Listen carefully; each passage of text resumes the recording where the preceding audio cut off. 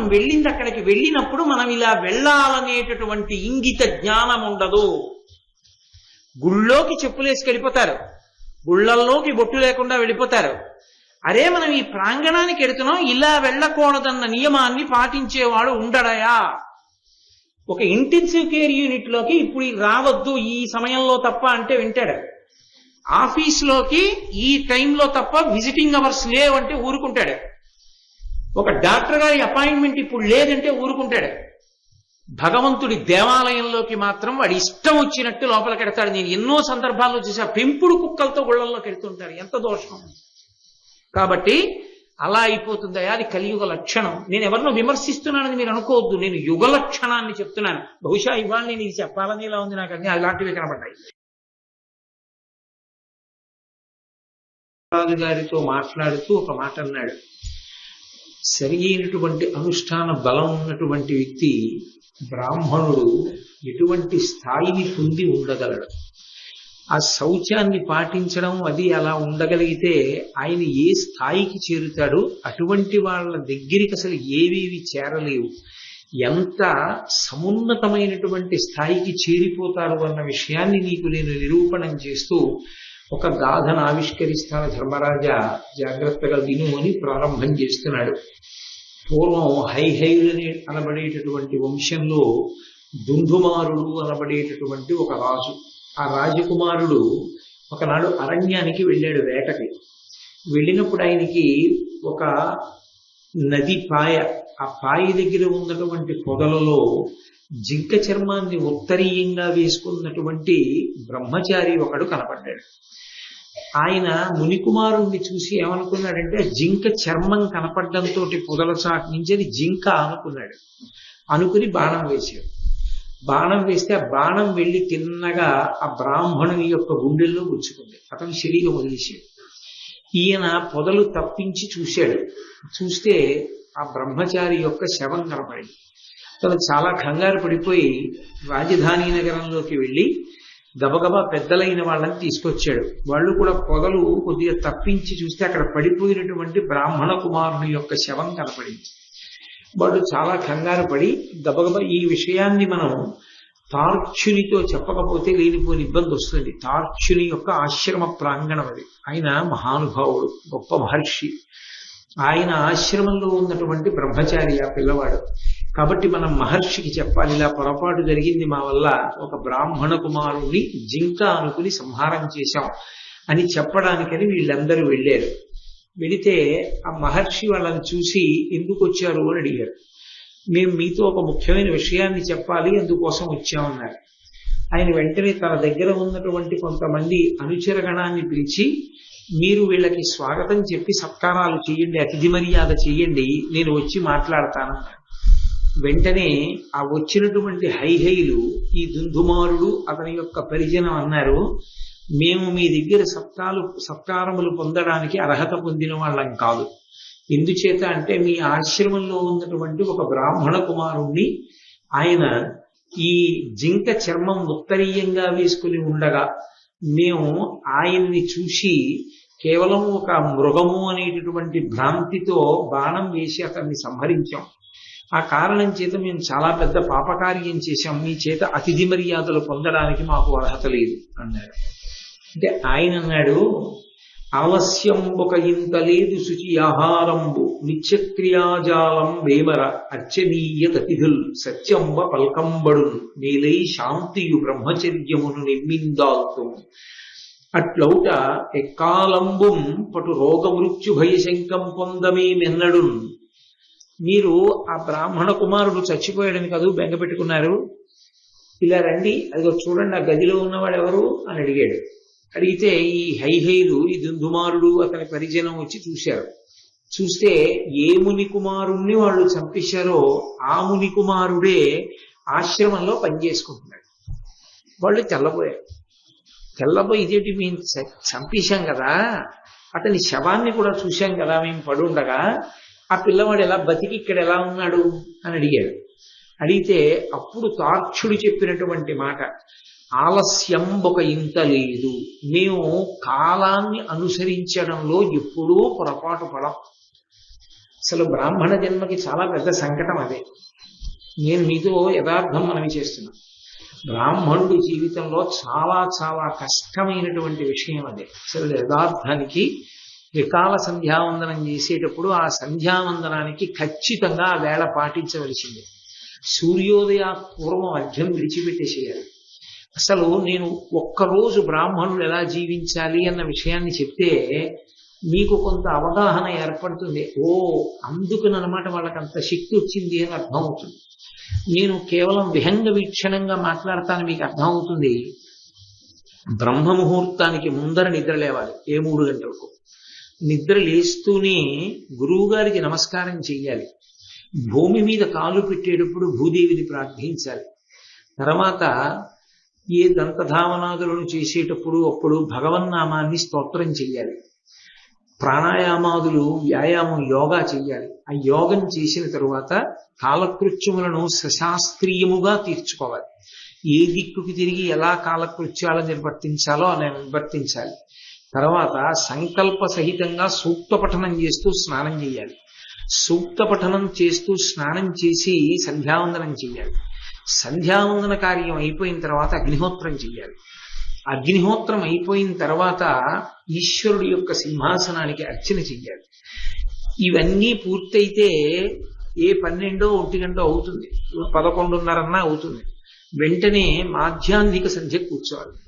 మాధ్యాహ్నిక సంధ్యావందనం చేసి మళ్ళీ సహస్ర గాయత్రి చెయ్యాలి. అదేమిటి? ఏ నైమిత్తిక తిథో పితృకార్యమో లేకపోతే అలాగానే అయిందనుకోండి 4 ఇంకా సాయంకాలం అలా ఉండి 1 గంటన్నరకో 2 గంటలకో మౌనంగా రుచి కోరకుండా భోజనం చెయ్యాలి. ఆ భోజనం అయిన తర్వాత కొద్దిసేపు విశ్రాంతి తీసుకుంటారు. కొద్దిసేపు విశ్రాంతి తీసుకున్న తర్వాత ఆ విశ్రాంతి అయిపోగానే మళ్ళీ సాయంకాలం సంధ్యావందనం చెయ్యాలి. మళ్ళీ సాయంకాలం సంధ్యావందనం అయిపోగానే అనుష్ఠానం ఉంటుంది. తదనంతరం పురాణీతిహాసములను పఠించవలసి ఉంటుంది. తాను బ్రాహ్మణుడి కనుక 10 మందికి ఉపకారం చేయడానికి తాను చదువుకున్నటువంటి శాస్త్రాన్ని అవతల వారికి ప్రబోధం చెయ్యాలి. ఇన్ని చేసి అప్పుడు మళ్ళీ రాత్రి పడుకోబోయే ముందు భగవంతుణ్ణి స్మరించి కొద్దిగా ఉపాహారం తీసుకుని నిద్రపోవాలి. అంటే ఇది నేను నైమిత్తిక తిథి పితృకార్యము ఇటువంటివి లేకపోతే ఉండేటటువంటి కాల విశేషం చెప్తున్నాను. అంటే బ్రాహ్మణుని యొక్క జీవితానికి సూర్యోదయ సూర్యాస్తమయానికి ఎంతో దగ్గర సంబంధం. సూర్యుడు పొద్దు వెడుతున్న కొద్దీ ఆయన కూడా దాంతో పాటే కాలాన్ని అనుసరించి క్రియాకలాపం చేస్తూ ఉండాలి. అది చెప్తున్నాడు ఆయన. ఆలస్యం ఒక ఇంత లేదు, ఎన్నడూ కూడా ఇవాళ ఆలస్యమైందన్నమాట మా ఆశ్రమంలో ఉండదు, మా దగ్గర ఉండదు. ఖచ్చితంగా ఆ సమయానికి అలా చేసేస్తాం. కాబట్టి కాలమునకు సంబంధించి ఉంటుంది క్రియాకలాపం. ఆలస్యం ఒక ఇంత లేదు, మా దగ్గర ఎప్పుడూ కూడా ఆలస్యం ఉండదు. ఆ కాలానికి ఏది చెయ్యాలో దాన్ని చేసేస్తూ ఉంటాం తప్ప ఆ కాలమునందు చెయ్యవలసినటువంటి పనిని విస్మరించి నేను ఇప్పుడు చెయ్యలేదు కాబట్టి దాన్ని విడిచిపెట్టేయడమో ప్రాయశ్చిత్తంతో చేయడమో అలవాటు చేసుకున్న వాళ్ళం కాదు. ఎప్పుడూ కాలానికి అనుగుణంగా వైదిక కర్మని చేస్తూనే ఉంటాం. శుచి ఆహారంబు, మేము ఆహారాన్ని తీసుకుంటాం. ఆహారం దేనికి తీసుకుంటాం? శరీరాన్ని నిలబెట్టుకోవడానికి. దాని యందు ప్రధాన పాత్ర ఏది అంటే శౌచం. ఆ శౌచము లేని ఆహారాన్ని మేము తీసుకోం. శౌచమున్న ఆహారము అన్న మాటకు అర్థం ఏమిటి? దానికి కొన్ని లక్షణాలు ఉండాలి. అది పరమ సాత్వికమైనటువంటి ఆహారమై ఉండాలి. అంటే అది లోపలికి వెళ్ళిన తరువాత మనిషి శరీరంలో రజోగుణ తమోగుణ సంబంధమైనటువంటి ఆ ప్రకోపాన్ని కల్పించేది కాకూడదు. 2, అటువంటి ఆహారం తీసుకున్న కారణం చేత మనసు నిశ్చలంగా నిలబడాలి తప్ప నిద్ర వచ్చేయడమో లేకపోతే జీర్ణ వ్యవస్థలో ఏదైనా ఇబ్బంది కలగడమో అటువంటిది జరగకూడదు. కాబట్టి పరమసాత్వికమైన ఆహారాన్ని తీసుకోవాలి, మితాహారాన్ని తీసుకోవాలి. కడుపులో 3వ వంతుకు మాత్రమే తీసుకుని 1/3వ వంతు నీటితో నింపి 1/3వ వంతుని ఖాళీగా విడిచిపెట్టేస్తారు గాలితోటి. అది ఆరోగ్యవంతుని యొక్క లక్షణం. ఒక రోజుకి ఒక పగలులో ఒక్కసారి ఆహారం, మళ్ళీ సూర్యాస్తమయం తర్వాత ఒక పలహారం, అంతే. అలా తీసుకుంటాం. అందుకని సాత్వికమైన ఆహారాన్ని తీసుకుంటాం. తీసుకునే ఆహారం మితాహారం, మితంగా తీసుకుంటాం. శరీరం నిలబడడానికి తీసుకోవడమే తప్ప నాలుకకి లొంగి కడుపు పని చెయ్యదు. అంటే నాలుకకి బాగుంది అంది కాబట్టి, రుచిగా ఉంది అంది కాబట్టి ఆహారాన్ని తీసుకోవడం అనేటటువంటి సమస్య మా దగ్గర ఉద్భవించదు. కాబట్టి మితాహారం తీసుకుంటాం, దైవర్పిత ఆహారమును తీసుకుంటాం. అంటే ఈశ్వరుడికి నివేదన చేసిన ప్రసాదం ఏది ఉందో అది తింటాం తప్ప మేము తినడం కోసమో అని వండుకోవడం ఎప్పుడు ఉండదు. మా కోసమని వండుకు తినం. మేము ఏది వండినా పరమేశ్వరుడి కోసం, పరమేశ్వరుడికి నివేదన చేసి తత్ప్రసాదాన్ని స్వీకరిస్తాం. ఈశ్వర ప్రసాదాన్ని తీసుకుంటున్నాం కాబట్టి పరమ మౌనంగా తీసుకుంటాం. ఆ తీసుకునేటప్పుడు భగవంతుని యందు చిత్తాన్ని లగ్నం చేసి తీసుకుంటాం. కాబట్టి సాత్వికాహారము, మితాహారము, దైవర్పితాహారము, ఈ 3 రకములైనటువంటి ఆహారాన్ని తీసుకుంటాం తప్ప ఆహారాన్ని తీసుకునేటప్పుడు లోభబుద్ధితో తీసుకోం. అంటే నిన్న రాత్రి వండిన పదార్థం కొంత ఉండిపోయింది కదా, పాడేయడం ఎందుకని తినేసేయడము, లేకపోతే అది తినేటప్పుడు కొంత పదార్థాన్ని మన కోసమని వండుకోవడం, అటువంటి పని ఉండదు. ప్రత్యేకించి ఒక్కటి గమనించండి, ఆహారం విషయంలో ఎందుకంత జాగ్రత్తగా ఉంటారంటే అనుష్ఠానం చేసుకునే వాళ్ళు నాలుకకి కడుపుకి బద్ధ వ్యతిరేకం. ఈ రెండిటికి పరమశత్రుత్వం. నాలుకని ఎంత నియంత్రించాడో వాక్కు యందు అంత సత్యసంధత నిలబడుతుంది.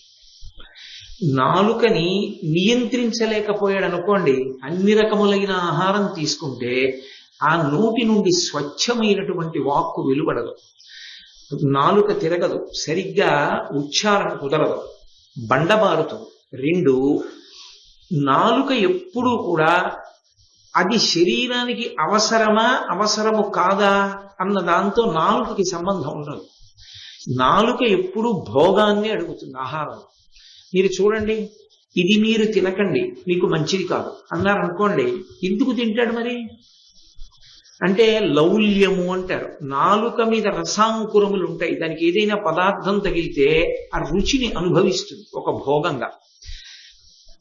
కడుపు అంటుంది ఇంకా వెయ్యొద్దు, ఇంకా నిండిపోయింది, ఇంకా నువ్వు వేస్తే జీర్ణం చేయడం చాలా కష్టం అని త్రేణుపు రూపంలో చెప్తాడు పరమేశ్వరుడు. నాలుక రుచి కొరకు ఇంకా దాని మీద వెయ్యి అడుగుతుంది. నాలుక మీద ఎంత వేసినా కడుపు నిండిపోయినా నాలుక మాత్రం అడుగుతూ ఉంటుంది. నాలుకకు లొంగి తిన్నాడు అనుకోండి, ఆవలింత రాకుండా కార్యక్రమాన్ని చేయలేదు. ఎందుచేత అంటే కడుపు నిండా తినేస్తే ఆవలింతలు వస్తాయి. అలా ఆవలింతలు వస్తే వాటి వల్ల కన్నులంబట నీరు వచ్చి మగత వస్తుంది. ఆ మగత వలన గురువు గారు ఏం చెప్తున్నారో మనసు పుచ్చుకోదు. ఏ కార్యక్రమంలో కూర్చున్నాడో దాని మీద ఉత్సాహం ఉండదు. అందుకే ఆహారాన్ని నియంత్రణ చేస్తే శరీరము మనస్సు లొంగుతాయి, నిలబడతాయి భగవంతుని యందు. అందుకని మేము పుచ్చుకునేటటువంటి ఆహారము శుచి ఆహారము. ఇవన్నీ అంత తేలికైన విషయాలు కావు. ఎక్కడి నుంచి వచ్చిందో తెలుసా మాకు ఈ శక్తి? ఒక్క పద్యంలో చెప్తున్నారు ఎర్రాప్రగడ. శుచి ఆహారంబు నిత్యక్రియాజాలం ఏమరా. నిత్యక్రియ అని కొన్ని ఉంటాయి. నేను ఇందాక చెప్పినవన్నీ నిత్యక్రియలు. అగ్నిహోత్రం చేయడం, సంధ్యావందనం చేయడం, పురాణ పారాయణం చేయడం, సింహాసనానికి అర్చన చేయడం, ఆ సాయంకాలం భజన చేయడం, పురాణేతిహాసములను ప్రబోధం చేయడం, నిత్యతృప్తితో జీవనం చేయడం, పంచయజ్ఞాలు చేయడం, అతిథి మర్యాద చేయడం, ఇవన్నీ ఒకరోజు జరగవలసినటువంటి కృత్యాలు. బ్రాహ్మణుడికి తిన్నగా అన్నం తినే అధికారం కూడా ఉండదు. ఎందుచేత అంటే భుక్త శేషాన్ని తినాలి. అతిథిని పిలిచి అతిథికి అన్నం పెట్టి అతిథి అన్నం తిన్నాక మిగిలిన శేషాన్ని అతను తినాలి తప్ప తిన్నగా తన కొరకు వండుకున్నానని తాను తినే అధికారం ఉండదు. నేను ఒకసారి మీతో అందుకే మనవి చేశా, బ్రాహ్మణుడిగా తరించడం చాలా కష్టము అని నేను అన్న మాట వెనక ఎంత గంభీరమైన ప్రతిపాదన ఉందో మీకు ఇప్పుడు అర్థమై ఉంటుంది. చాలా చాలా కష్టం. నిజంగా అలా బ్రతకడం ఎంతో కష్టంతో కూడుకున్నటువంటి వ్యవహారం. కాబట్టి నిజానికి అంతలా బ్రతకవలసిన అవసరం లేకపోయినా ధరించడానికి మార్గం ఇచ్చేసినటువంటి ఇతర వ్యవస్థలు అదృష్టముతో కూడుకున్నటువంటివి. కాబట్టి మేము నిత్యక్రియాజాలం వేమర అర్చనీయులతిథుల్. మాకు అతిథి వచ్చాడు అంటే నారాయణుడే. మేము అతిథి అర్చన యందు అంత జాగ్రత్తగా ఉంటాం. ఏదో అన్నం పెట్టడం కాదు. మీరు మొన్న చూశారో లేదో నాకు తెలియదు, నాయనార్లు పుట్టినటువంటి ప్రదేశంలో ఒక ప్రదేశంలో ఇప్పటికీ ఒక ఆయన అతిథులు వస్తే వాళ్ళని కూర్చోపెట్టి ఆవు పాలతో కడుగుతాడు కాళ్ళు.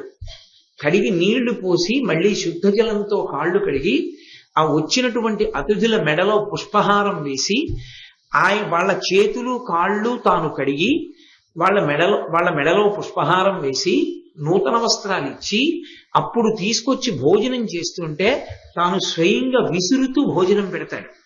అతిథి మర్యాద అంటే అది. మంచి ఆకటి వేళ దాటిపోయింది, అతిథి తింటున్నాడు, ఈయన కొంచెం తొందరగా తింటే అన్న భావనతో కాదు, ఆయన తింటున్నాడు చాలు అన్న భావనతో మేము పెడతాం. అది పూజ అన్న మాటకు అర్థం. మేము మైమరిచిపోతాం ఆ పెట్టడంలో. కాబట్టి అర్చనీయులు అతిథులు, మాకు ముందు అతిథులు ఎవరొచ్చాళ్ళో వాళ్ళు అర్చనీయులు. కాబట్టి మేము అలా అర్చన చేస్తాం. సత్యంబ పల్కంబడు, మా నోటి వెంట అబద్ధం రాదు, ఎప్పుడూ సత్యమే మాట్లాడతాం. మేలై శాంతియు బ్రహ్మచర్యమును నిమ్మింతావుతూ, ప్రయత్నపూర్వకంగా శాంతియుతంగా ఉండడానికి ప్రయత్నం చేస్తాం. ఇలా వచ్చిన ఆగ్రహాన్ని అలా విడిచిపెట్టేసి శాంతియుతంగా ఉండడానికి ప్రయత్నం చేస్తాం. బ్రహ్మచర్యమును నిమ్మింతావుతూ, బ్రహ్మచర్యాన్ని పాటిస్తుంటాం. సభాముఖంగా వివరాలన్నీ చెప్పడం కొంచెం కష్టం. గృహస్థుకి కూడా బ్రహ్మచర్యం ఉంది. గృహస్థు కూడా ఎలా ఉండాలో అలా ఉంటే ఆయన నిత్య బ్రహ్మచారి. కాబట్టి మేలై శాంతియు బ్రహ్మచర్యమును నిమ్మింతావుతూ, అట్లౌట ఎక్కాలంబున్ పటు రోగ మృత్యు భయ శంకం పొందమీమెన్నడు. ఈ కారణం చేత మేము బ్రాహ్మణ జీవితం ఎలా ఉండాలో అలాగే పాటిస్తాం త్రికరణ శుద్ధిగా. మాకు ఇంకొకలా ఉండడం ఉండదు. ఈ కారణం చేత మా దగ్గరికి మృత్యువు రాదు, భయము రాదు, శంక అనుమానం రాదు. ఈ మూడు రావు. భయాలకన్నిటి బ్రతికుండి కూడా జీవితంలో చాలా భయంగా బ్రతకడానికి కారణం ఏది అంటే శంక. రెండవది మృత్యు ఆసన్నమైపోతుందేమో అనేటటువంటి భయం. ఇక రోగం. శరీరం రోగగ్రస్తమైతే చెయ్యవలసినటువంటి పనులు చేయడంలో ఇబ్బందులు వచ్చేస్తాయి. కాబట్టి మాకు ఈ మూడు దగ్గరికి రావు. ఎందుకంటే మేము పై నియమాలన్నీ పాటిస్తాం. యథార్థంగా కూడా ఇప్పటికీ అలా జీవితాన్ని గడుపుతున్నటువంటి మహాపురుషులు అంత్యకాలమునందు కూడా వాళ్ళు తమ అంత్యకాలాన్ని తెలుసుకుని పరమ పవిత్రంగా మౌనంలో ధ్యానం చేస్తూ పరమ త్యాగంతో దాని మీద ఏ ఆపేక్ష లేకుండా శరీరాన్ని విడిచిపెట్టేసినటువంటి మహాపురుషులు ఎందరో ఉన్నారు. ఆ స్థితి వాళ్ళకి కలుగుతుంది. ఉన్నన్నాళ్ళు 10 మందికి పనికొచ్చేటట్టు బ్రతకడం.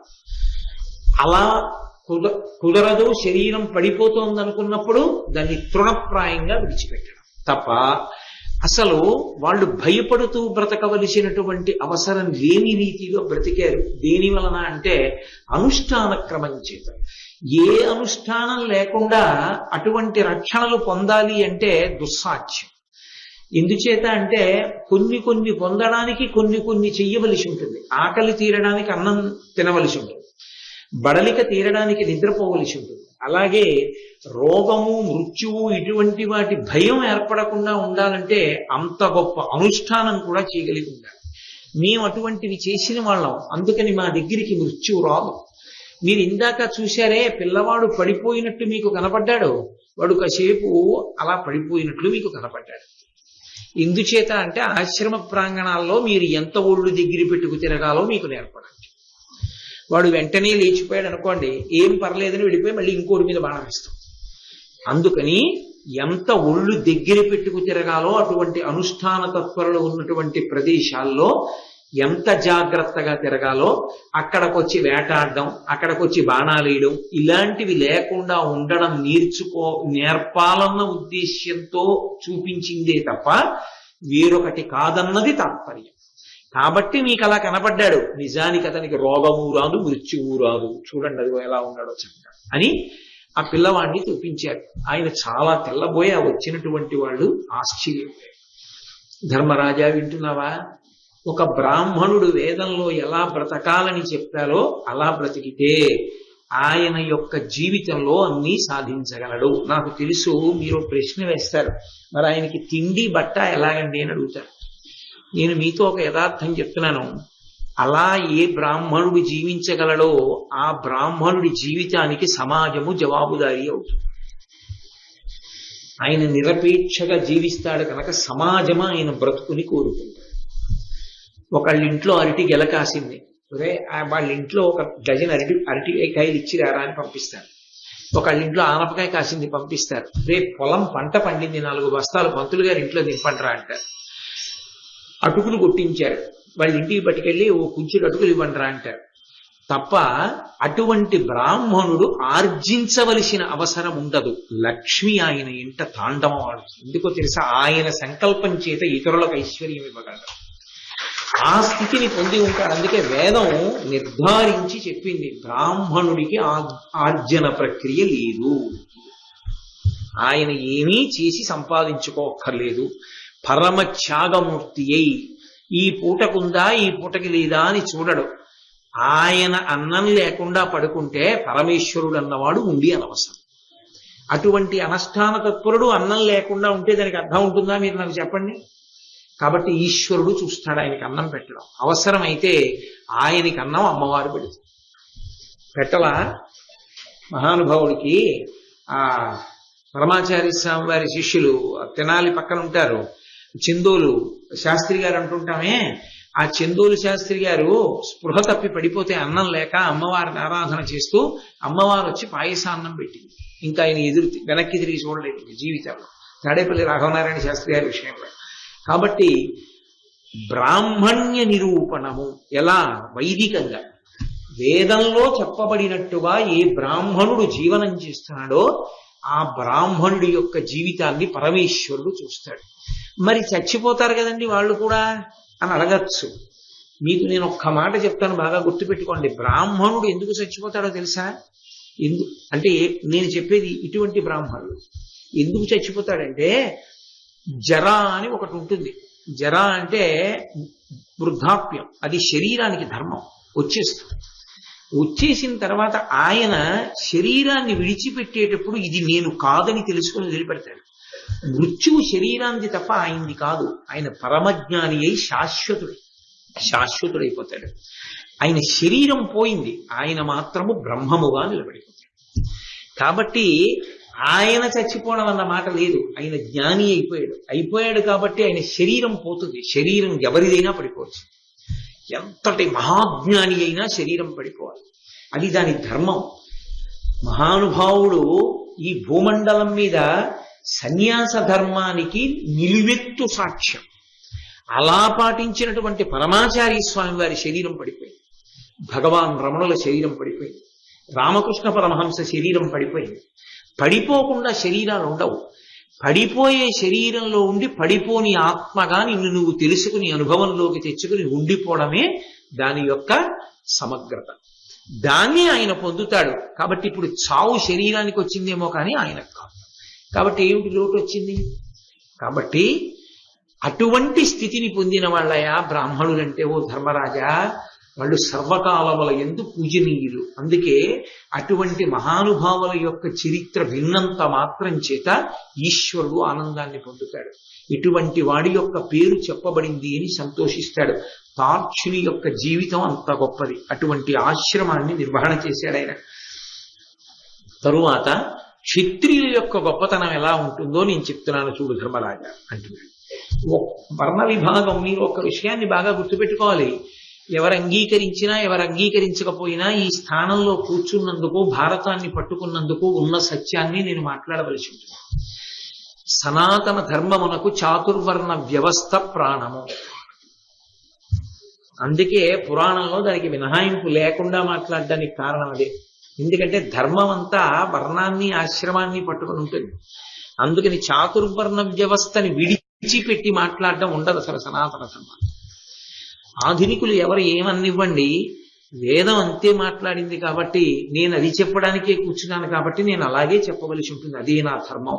దానికి అలా చెప్పడానికి నేను భయపడిపోతే నేను ఇక్కడ కూర్చోవడం అనవసరం ఇంకా. కాబట్టి ఉన్నది ఉన్నట్లే నేను చెప్పాలి. కాబట్టి నేను చెప్పేది చెప్పాలే తప్ప ఈ మైకు నేను చెప్పేది కాకుండా దానికి ఇష్టం లేదని ఇంకోటి చెప్పే స్వాతంత్రం దానికి లేదు. భారతం చెప్పాలి అని నేను కూర్చున్నది నిజమైతే భారతంలో వ్యాసుడు ఏం చెప్పారో అది నేను చెప్పాలి తప్ప నా సొంత అభిప్రాయం నేను చెప్పకూడదు. అందుకని నేను వ్యాసుని అభిప్రాయాన్ని ఎర్రాప్రగడ అభిప్రాయాన్ని నేను చెప్తాను తప్ప నా సొంతాలు నేను చెప్పడానికి ఇష్టపడను. ఇప్పుడు కాదు, ఎప్పుడూ కూడా ఈ స్థానంలో ఉన్నన్నాళ్ళు. కాబట్టి క్షత్రియుల యొక్క మర్యాద ఎలా ఉంటుందో, క్షత్రియుడి జీవనం ఎంత గొప్పదో చెప్తాను చూడు ధర్మరాజా. అంటే ఇప్పుడు మీకు ఏం అర్థం అవుతోంది? చాలా మందిలో ఒక అపోహ ఉంటుంది, బ్రాహ్మణుడిగా పుట్టినవాడే తరిస్తాడు తప్ప బ్రాహ్మణుడిగా పుట్టని వాడు ఎవడుంటాడో వాడు అంత గొప్ప స్థానాన్ని పొందలేడు అని అనుకుంటూ ఉంటారు. కాదు, ఏ వర్ణం వాళ్ళైనా తరించడానికి ఆ వర్ణం అడ్డం కాదు. నువ్వు దేనిగా పుట్టావో ఎందులో పుట్టావో అది నిన్ను తరించకుండా అడ్డం పెట్టేదైతే ఆ తప్పు నీది కాదు, పరమేశ్వరుడు. ఆ తప్పు పరమేశ్వరుడు చేసి ఎందుకు అడ్డు పెడతాడు? పెట్టడు. అన్ని వర్ణముల వారు ఈశ్వరుణ్ణి చేరవచ్చు ఎప్పుడు? ఆ వర్ణధర్మాన్ని వాళ్ళు పాటిస్తే. ఆశ్చర్యకరమైన విషయం నేను మీకు చెప్తే ఆశ్చర్యపోతారు. అందరికన్నా తేలికగా పరమేశ్వరుణ్ణి చేరుకోనేటట్టుగా మార్గం సుగమం చేసింది ఎవరికో తెలుసా? శూద్రులకు. 4వ వర్ణానికి చేశారు తప్ప మొదటి వర్ణం వాళ్ళకి చాలా చాలా కష్టం. ఇప్పుడు చెప్పానుగా అనుష్ఠానం అంటే ఎలా ఉంటుందో. ఇవన్నీ చేయలేదని వేస్తుంటారు, ఒక రోజు తిరిగేటప్పటికీ నువ్వు ఇవి చేయలేదని వేస్తుంటారు. నేను అంత తేలికేం కాదు. సరే, కలియుగంలో కొంత చేసినా మంచిదే, నేను నిరుత్సాహపరచట్లేదు. క్షత్రియుల వైశిష్ట్యం ఏమిటో చెప్తున్నాను విను ధర్మరాజా. ఒకానొకప్పుడు అత్రి మహర్షి భార్యని పిలిచి తన భార్యతో అన్నాడు, వినుత చరిత్రుడత్రియను విప్రవరుండు తపంబనర్పగా వనమునకేగుచుండి తన నాతి కనుంగొని ఇట్లను తపంబునకిది ఏనుబూని వనభూమికి పోవుచునున్నవాడ ఓ వనరుహనేత్ర నీవు నట వచ్చేదో పుత్రుల యొద్దనుండెదో. ఆయన భార్యని పిలిచి అన్నాడు అత్రి మహర్షి, నేను తపస్సు చేసుకోవడానికి అరణ్యానికి వెళ్ళిపోతున్నాను. నాకు ఇక ఈ సంసారం, ఇందులో ఉండడం, ఇందులో ఈ భోగభాగ్యాలు, ఈ లంపటాలు, వీటి మీద వైరాగ్యం వచ్చింది. నేను వానప్రస్థానికి వెళ్ళిపోతున్నాను, అరణ్యాలకు వెళ్ళిపోతున్నాను. నువ్వు కూడా వస్తావా, పిల్లల దగ్గర ఉండిపోతావా అని అడిగాడు. తప్పు కాదా మాట? అలా అడగచ్చా భర్త?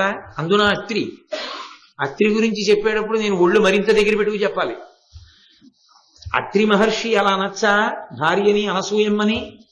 అంటే ధర్మం కాబట్టే అన్నాడు. ఎందుచేత అంటే వ్యాస భగవానుడే చెప్పాడు, పుత్రం పౌత్రం సమాసాద్యావాన ప్రస్థాశ్రమే వసేత్ భార్యాం పుత్రే నివేశ్యచ అని. తనతో వచ్చేస్తే వైరాగ్యం వల్ల భార్యను తీసుకెళ్ళచ్చు. వైరాగ్యం అంకురించకపోతే భార్యకి, ఏమండి నేను బిడ్డల దగ్గర ఉంటానండి అంటే, అత్తేవి వీల్లేదు, నాకు అరణ్యంలో వంట చేసి పెడతాడు రా అనకూడదు. అదేం వైరాగ్యమే? నువ్వు బిడ్డల దగ్గర ఉంటావా, నాతో వస్తావా అని అడగాలి. బిడ్డల దగ్గర అన్నప్పుడు మళ్ళీ కూతురు దగ్గర ఉంచకూడదు. కూతురు దగ్గర ఉంచడానికి అధికారం లేదు, ఉంచకూడదు అలా అసలు. ఇంకొక సరే ఇప్పుడు ఎందుకు లేండి మరి అంత లోతుగా. కానీ కాబట్టి కొడుకు దగ్గరే ఉంచాలి. ఎందుకంటే తన స్వరూపం కాదు, తేజస్సు తనది, తన రూపమే బయట నడయాడుతుంది కొడుకుగా. కాబట్టి కొడుకు దగ్గర భార్యని ఉంచి తాను వెళ్ళాలి. అందుకని అత్రి మహర్షి అడిగారు, తన నాతిగనంగుని ఇట్లను తపంబునకిది ఏను పూని వనభూమికి పోవుచునున్నవాడ. తపస్సు చేసుకోవడానికి నేను అరణ్యానికి వెళ్ళిపోతున్నాను. ఓ వనరుహనేత్ర, ఓ అందమైన కనులున్నదానా, నీవు అట వచ్చేదో, అక్కడికి వస్తావా, పుత్రుల యొద్దనుండెదో, పుత్రుల దగ్గర ఉంటావా? అది మాట. బిడ్డల దగ్గర నుండెదో అనలేదు. బిడ్డలంటే ఆడపిల్లలు కూడా వస్తారు. పుత్రుల దగ్గర ఉంటావా అని అడిగాడు. అడిగితే ఆవిడ, అది అనసూయమ్మ అంటే మహాతల్లి, ఆవిడ మాట్లాడితే అలా ఉంటుంది రామాయణంలోనైనా. ఆవిడంది, అనుటయు భార్య ఇట్లనియే అక్కట పుత్రులకు కుటుంబ భార నియమం వృత్తులెల్లను తిరంబుగ చేయక ఆశ్రమాంతరంబునకు మహాత్మ నీకు ఇటు బోవుట ధర్మము కాదు. వైన్య భూజనపతి ఇచ్చునర్ధులకు చాలగా అర్థము వేడు అవిభం. ఆవిడంది, ఏం పద్యం అండి, పద్యం అంతా ధర్మమే. ఆవిడంది, అనుటయు భార్య ఇట్లనియే, అత్రి మహర్షి భార్య అంది, అక్కట పుత్రులకు కుటుంబ భార నియమ వృత్తులెల్లను తిరంబుగ చేయక, కొడుకులు పుట్టేశారు, కొడుకుల దగ్గర నువ్వు ఉండు అని వెళ్ళిపోతున్నావు. ఓ మహాత్మా, ఆయనని ఎత్తి పొడవట్లేదు, ఆయన ఏదో తప్పు చేస్తున్నాడన్న ఉద్దేశ్యంతో తక్కువ చేసి మాట్లాడటం లేదు. అప్పుడు తన ధర్మానికి దోషం అది. మహాత్మా అని పిలిచింది భర్తని.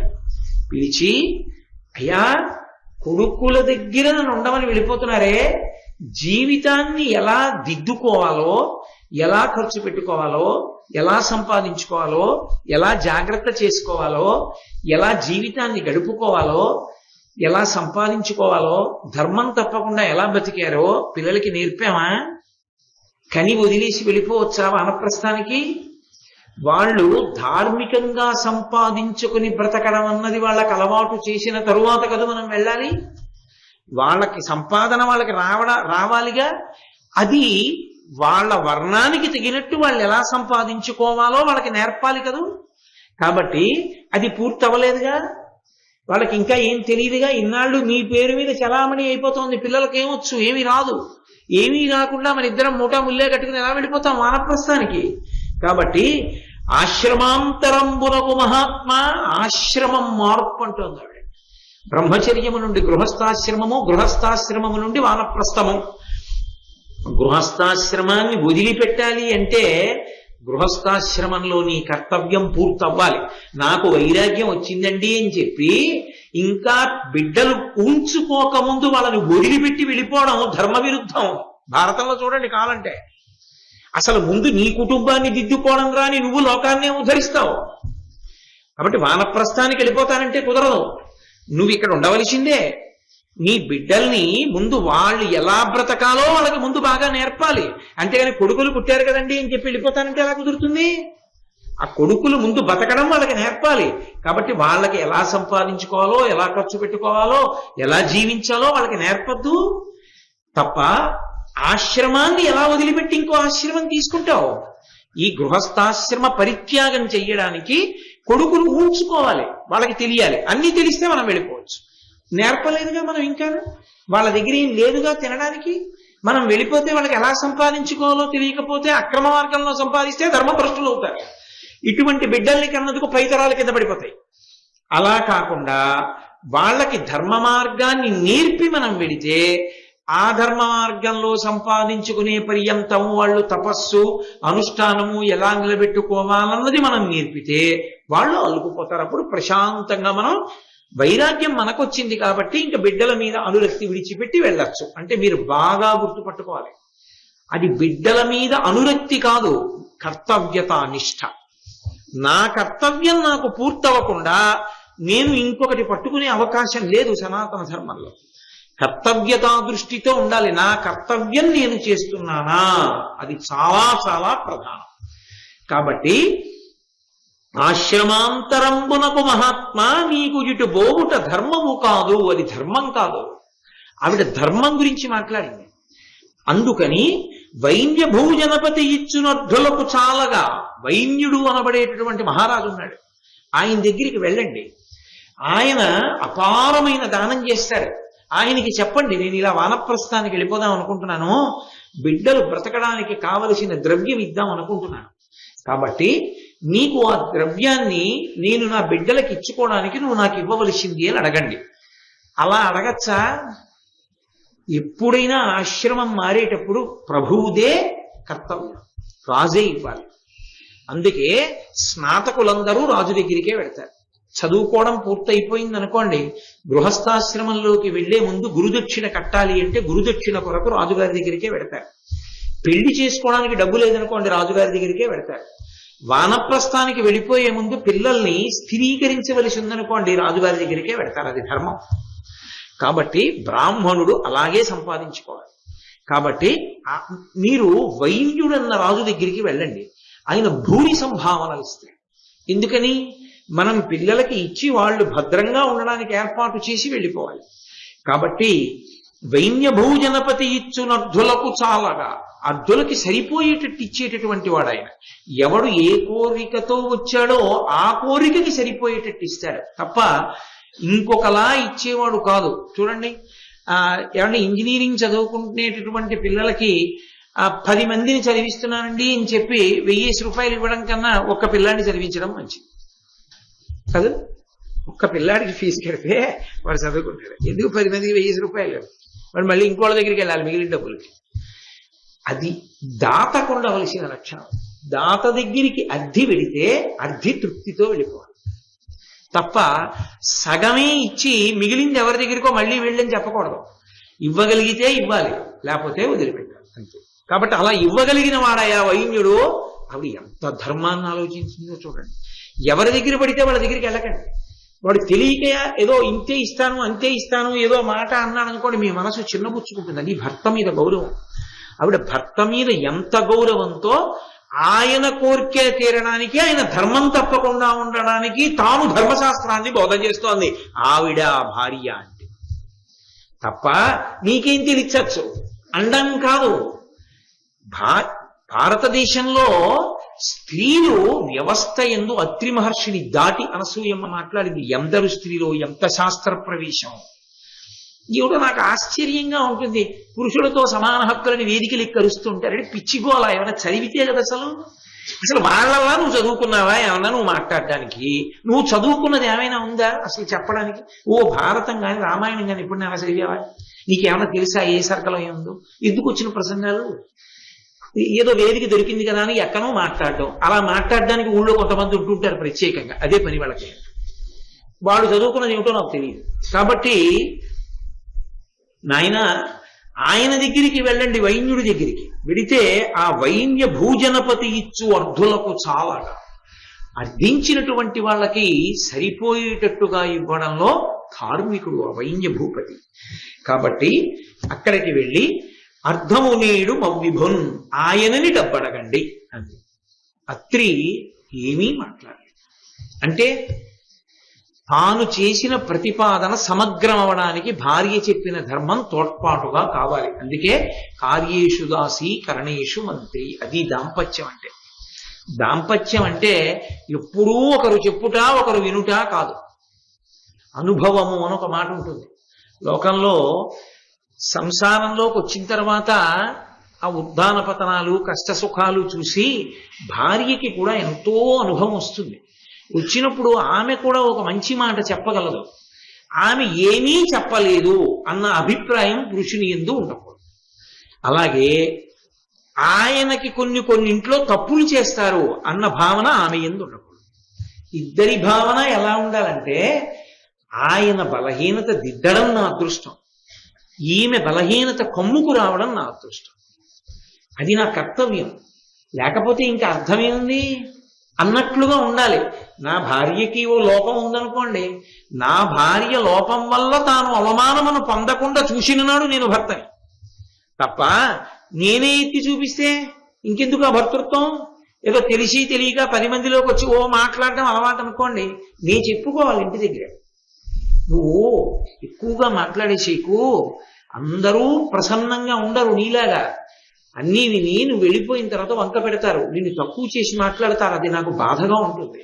ఆమెని నింద చేసి చెప్పకూడదు, నిన్ను నింద చేస్తే నా హృదయం బాధపడుతుంది.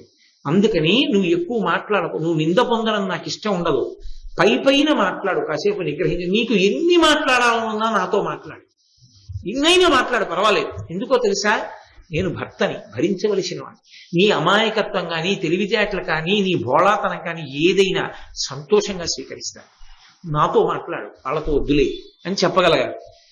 ఆయన ఎందుకు చెప్పారో ఆమె అర్థం చేసుకోగలరు. అది దాంపత్యం. అర్థం చేసుకోకపోతే మూర్ఖత్వం తప్ప అది ఏదో లింగ వివక్షతో ఒకరినొకరు తొక్కేయడం కాదు అది. కాబట్టి ఆయన అత్రి మహర్షి అనసూయమ్మ చెప్పిన మాట విన్నాడు. వెంటనే విని పరమధార్మికంగా మాట్లాడింది మహాతల్లి, కాబట్టి నేను అలాగే చేస్తాను అని అత్రి వైన్యుడి దగ్గరికి వెళ్ళాడు. వెళితే ఆయన అశ్వమేధయాగం చేస్తున్నాడు. అప్పుడు అశ్వమేధయాగం చేసేటప్పుడు ఆ యాగంలో కూర్చున్నప్పుడు దీక్షితుడిగా ఎవరొచ్చినా భూరి సంభావనలు ఇస్తూ ఉంటారు. అత్రి మహర్షి వెళ్ళాడే, సామాన్యుడు కాడు. అత్రి మహర్షి అంటే మహానుభావుడు. వెళ్ళి ఆశీర్వచనం పలకాలి ముందు. కాబట్టి ఆయన అన్నాడు, నీవ విధాత ఇంద్రుడవు నీవ, సమస్త జనేశ్వరుండవు నీవ, అశేష ధర్మములు నీవ ఎరుంగుదు, నిన్ను పోలగా ఈ వసుధాతలంబున మహేశ్వరులెవ్వరు లేరు, సన్మునీంద్రావళి ఎప్పుడు నిన్ను కొనియాడు పరిస్ఫుటమత్యభంగులన్. వెడుతూనే అత్రి మహర్షి అన్నాడు వైన్యుణ్ణి చూసి, నీవ విధాత, నువ్వే బ్రహ్మవి. ఇంద్రుడవు నీవా, నువ్వే ఇంద్రుడివి. ఇంద్రుడు అన్న మాటని జాగ్రత్తగా అర్థం చేసుకోవాలి. ఇంద్ర శబ్దం విష్ణువుకు అన్వయం. అందుకే శ్రీరామాయణంలో మీకు ఎక్కడ విష్ణువు అన్న మాట వినపడదు. ఇంద్ర ఇంద్ర ఇంద్ర ఇంద్ర అనే వినపడుతుంటుంది. అంతా ఇంద్రపరంగా ఉంటుంది రామాయణం. కాబట్టి ఇంద్రుడవు నీవా, విష్ణువు నువ్వే. సమస్త జనేశ్వరుండవు నీవా, ఈశ్వరుడు నువ్వే, శివుడు నువ్వే. అశేష ధర్మములు నీవ ఎరంగుదు, అన్ని ధర్మాలు నీకే తెలుసు. నిన్ను పోలగా ఈ వసుధాతలంబున మహేశ్వరులెవ్వరు లేరు, నీతో సమానమైనటువంటి రాజు వేరొకడు లేడు. సన్మునీంద్రావళి ఎప్పుడు నిన్ను కొనియాడు పరిస్ఫుటవాక్య భంగులన్. సన్మునులైనటువంటి వారు, సత్ప్రవర్తన కలిగినటువంటి మునులు ఎప్పుడూ నిన్ను పొగుడుతుంటారు అన్నాడు ఆయన. అనగానే అక్కడే గౌతమ మహర్షి కూర్చున్నాడు. ఆయనకి ఎనలేని కోపం వచ్చి వెంటనే ఆయన అత్రి మహర్షిని, ఇది పరీక్ష అంటే, భార్య అన్న మాటకు ఒప్పుకుని వెళ్ళారు. వెళ్ళి ఆయన ధర్మం మాట్లాడారు అత్రి మహర్షి. గౌతమ మహర్షి తప్పట్టుకున్నాడు. ఆయన అన్నాడు, అది తినేసింది అనవసరంగా ఇక్కడికి వెళ్ళమని అని అనకూడదు, అనసూయమ్మని. నిలబడగలగాలి తన ధర్మానికి తాను. అది ఈ దోషం వచ్చినప్పుడు ఎవరి మీదో పెట్టడం, గొప్ప వస్తే తన మీద పెట్టుకోవడం కాదు, అన్ని వేళలా సరిగ్గా ఉండాలి. కాబట్టి అని పలుకంగా గౌతమ మహాముని ఇచ్చట నుండి ఎంతయున్ విని కలుషించి ఏలగిటు నీకున నోరరుగంగా ప్రేలెదవు, ఈ జనపతి ఏ విధాతయును శక్రుడు ఈశుడు అర్ధకాంక్షివై మనమున శంకలేక ఒక మానవునింత నుతింపనీటికి. ఆ గౌతమ మహర్షి ఎక్కడో కూర్చున్నారు దూరంగా. అత్రి మహర్షి వచ్చి ఆశీర్వచనం చేస్తుంటే చెవులు రిక్కించి విన్నాడు. విని వెంటనే ఆయన లేచాడు, కలుషించి కోపంతో లేచి అన్నాడు, ఏల ఇటు వీకు నా నోరు అరుగంగా ప్రేలేదావు, ఎందుకు అలా నోరు అరిగిపోయేటట్టుగా అలా పొగుడుతున్నావు, పేలుతున్నావు నీ ఇష్టం వచ్చినట్టు. మహర్షి ధార్మికంగా మాట్లాడద్దు. ఈ జనపతి ఏ విధాతయును శక్రుడు ఈశుడు.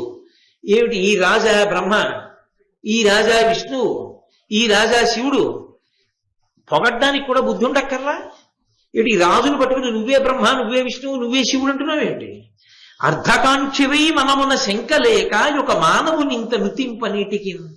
డబ్బు కావాలనుకుంటే డబ్బు కావలసిన వాళ్ళే ప్రవర్తించు, అంతేకాని నీకు డబ్బులు కావాలి కాబట్టి ఇంత అన్యాయంగా పొగుడుతావా వచ్చి?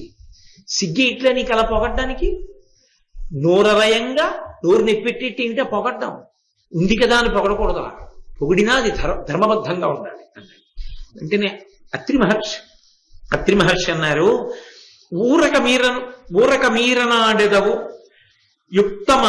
యుక్తమునాత్మజూడగా నేరవు, సర్వలోకములు నిర్మల నీతి పరాక్రమంబు ఒప్పారగనీది, ధర్మములకన్నిటికి కుదురై వెలుగు, ధాత్రీరమణుండు మీటిగా నుతింపగా ఓలదే నాకు ఇమ్మి. అత్రి మహర్షి అన్నారు, ఊరక మీరనాడెదవు, ఎందుకయ్యా ఎక్కువ మాట్లాడతావు అలాగా? యుక్తమయుక్తమును ఆత్మ చూడగా నేరవు, ఏది యుక్తము ఏది అయుక్తము అని నువ్వు ఆలోచించలేదు. నా మాట విని వెంటనే కోప్పడ్డావు అంతే. నేను అలా మాట్లాడచ్చా, అది శాస్త్రవిహితమా? నేను అలా మాట్లాడకూడదా, శాస్త్రాన్ని దూష్యమా? నువ్వు ఆలోచించలేదు. సర్వలోకములు నిర్మల నీతి పరాక్రమంబులొప్పారగనేది, తన పరాక్రమం చేత లోకాలన్నిటినీ కూడా పరిపాలన చేస్తూ ధర్మమునందు నిలబెట్టినటువంటి రాజు ఎవరున్నాడో అతను ధర్మములకన్నిటికీ కుదురై వెలుగు. అందరి ధర్మానికి అతనే మూలకంగా. రాజుకి భయపడి బ్రాహ్మణుల్లా బ్రతుకుతాడు, రాజుకు భయపడి మిగిలిన వాళ్ళలా బతుకుతారు. ఎవరి ధర్మం వాళ్ళు ఎందుకు చేస్తున్నారో తెలుసా? రాజుని బట్టి. రాజు ధర్మమునకంతటికీ మూలకందం. రాజు ధర్మమునకంతటికీ మూలకందం అయితే పరమేశ్వరుడు ధర్మమునకంతటికీ మూలకందం. మనం ధార్మికంగా ఉందాం అనుకుంటే ఎవరిని చూసి ఉండాలని చెప్పాను నేను నిన్న? పరమేశ్వరుడిని చూసేనా భయపడి ఉండాలని చెప్పాను. ఆయన యందు భక్తితేనైనా ఉండాలని చెప్పాను. కాబట్టి ఆ పరమేశ్వరుడే నా విష్ణు పృథివీపతి. విష్ణువు కానివాడు పృథివీపతి కాలేడు విష్ణువాంశ లేకపోతే. కాబట్టి ఆ రాజు యందు బ్రహ్మతత్వము, విష్ణుతత్వము, శివతత్వము ఉంటేనే లోకంలో ధర్మం నిలబడుతుంది. ధర్మమునకంతటికీ ఆయనే మూలకందమై ఉంటాడు ప్రభువు. కాబట్టి ధాత్రీరమణుండు మేటిగా నుతింపగవోలదే లోకంలో ధర్మాన్నంతటినీ నిలబెడుతున్నాడు, తన ధర్మాన్ని తాను నిర్వర్తిస్తున్నాడు. విష్ణు స్వరూపుడు కనుక విష్ణువుకి బ్రహ్మకి, విష్ణువుకి శివుడికి అభేదం కనుక ఆయన బ్రహ్మ, విష్ణువు, శివుడు అని నేను అన్నాను. బ్రహ్మ సృష్టిస్తాడు లోకంలో. ఈయన అనేకములను సృష్టిస్తాడు. ఎలా సృష్టిస్తాడు ఆయన అంటే ధర్మాన్ని రక్షిస్తూ ఉంటాడు. ఎప్పుడు ధర్మము రక్షింపబడుతుంది కాబట్టి ప్రీతి చెందిన పరమేశ్వరుడు సమస్తాన్ని ఇస్తూ ఉంటాడు. వర్షములు కురుస్తుంటాయి, వేళకి వర్షములు పడుతున్నాయి కాబట్టి పంటలు పండుతున్నాయి, సృజింపబడుతున్నాయి. కాబట్టి అన్నీ సృష్టింపబడడానికి కారణమయ్యాడు కాబట్టి బ్రహ్మగారు అయ్యాడు. అందరూ ప్రశాంతంగా ఉండడానికి కారణమయ్యాడు. ప్రభువుని పట్టి భయపడతారు కాబట్టి అలా పరిపాలిస్తున్నాడు కాబట్టి విష్ణువు అయ్యాడు. ఎవడు మార్గం తప్పాడో వాడిని నిర్మూలించడంలో శివుడయ్యాడు, లయకారకుడయ్యాడు. ఎవడికి ఏది ఇవ్వాలో అది ఇవ్వగలిగిన వాడు కాబట్టి శివుడయ్యాడు, మంగళప్రదుడయ్యాడు. కాబట్టి ఆయన బ్రహ్మ, విష్ణువు, శివుడు ఎందుకు కాలేదు? ధర్మమునకు మూలకందమైనటువంటి ప్రభువుని ఆ మాటతో పొగడడం ఎందుకు అయుక్తమైంది? కాబట్టి నేను మాట్లాడిన దాంట్లో దోషం లేదయా గౌతమ మహర్షి, నేనేం అడగలేదుగా ఆయన్ని. డబ్బు కోసం నేను ఆయన్ని స్తోత్రం చేశానన్న మాట సత్యదూరం అన్నాడు. అంటే గౌతముడు అన్నాడు, కలయ నరలు వచ్చి తల తెల్లనైనంత చేసి నీకు ఎట్లు చేరునిరుక జ్ఞానవృద్ధుడైన వాని మాటలు కదా సభన జల్లు నార్య జనులకెక్కి. ఏదో జుట్టు తెల్లబడిపోయింది కదా అని నీ ఇష్టం వచ్చినట్లు మాట్లాడేకు. బ్రహ్మ, విష్ణువు, శివుడు, ఆ పృథివీపతి అని చెప్పేస్తున్నావే, నీ జుట్టు తెల్లగా ఉంది కాబట్టి పెద్దవాడి అయిపోయావు కాబట్టి నువ్వు చెప్పచ్చు అనుకుంటున్నావా? ఎవడికి జ్ఞానం ఉన్నదో వాడే సభలో వృద్ధుడు. నేను చెప్పింది సత్యం, అంతేకాని నీ జుట్టు తెల్లగా ఉందని నీది కాదు సత్యం. నేను చెప్పిందే సత్యం అంటే కించిత్ అతిశయంతో మాట్లాడాడు ఆయన. అవతల వారిని చిన్నబుచ్చుడు. అక్కడ ఉన్న మహర్షులందరికీ అనుమానం వచ్చింది. అత్రి మాట్లాడింది నిజమా, గౌతముడు మాట్లాడింది నిజమా? ఇప్పుడు వైన్యుణ్ణి అలా పొగడచ్చా? అసలు ఆ పద్యం చెప్పచ్చా? ఇప్పుడు అత్రి మహర్షి పక్షాన్ని తీసుకుంటే గౌతముడికి కోపం వస్తుంది, గౌతమ పక్షాన్ని తీసుకుంటే అత్రికి కోపం వస్తుంది. ఎవరికి కోపం వచ్చినా ఉపద్రవం మాత్రం ఖాయంగా వస్తుంది. మౌనంగా కూర్చుంటే వాళ్ళు సభనే అడుగుతారు. చెప్పరే సత్యమా అసత్యమా అంటారు. అప్పుడైనా చెప్పాలిగా. ఎందుకు వచ్చిన గొడవ అడిగే వరకు ఊరుకోవడం, ఈలోగానే జోక్యం చేసుకుందామని వాళ్ళు అన్నారు. అయ్యా పెద్దవాళ్ళ మధ్య గొడవ ఎందుకు వచ్చింది? ఇలా అనొచ్చో అనకూడదో సనత్కుమారుని అడుగుదాం రండి. ఎందుకనంటే వాళ్ళు బ్రహ్మజ్ఞానులు, సనక సనందనాథులు. కాబట్టి సనత్కుమారుని అడుగుదాం ఇలా చెప్పచ్చా అన్న విషయం. రెండన్నారు. మహర్షులందరూ కలిసి ఈ అశ్వమేధ యాగ మంటపంలోంచి బయలుదేరి యాగశాలలోంచి సనత్కుమారుడి దగ్గరికి వెళ్ళారు. ఏమి ఇలా వచ్చారన్నాడు.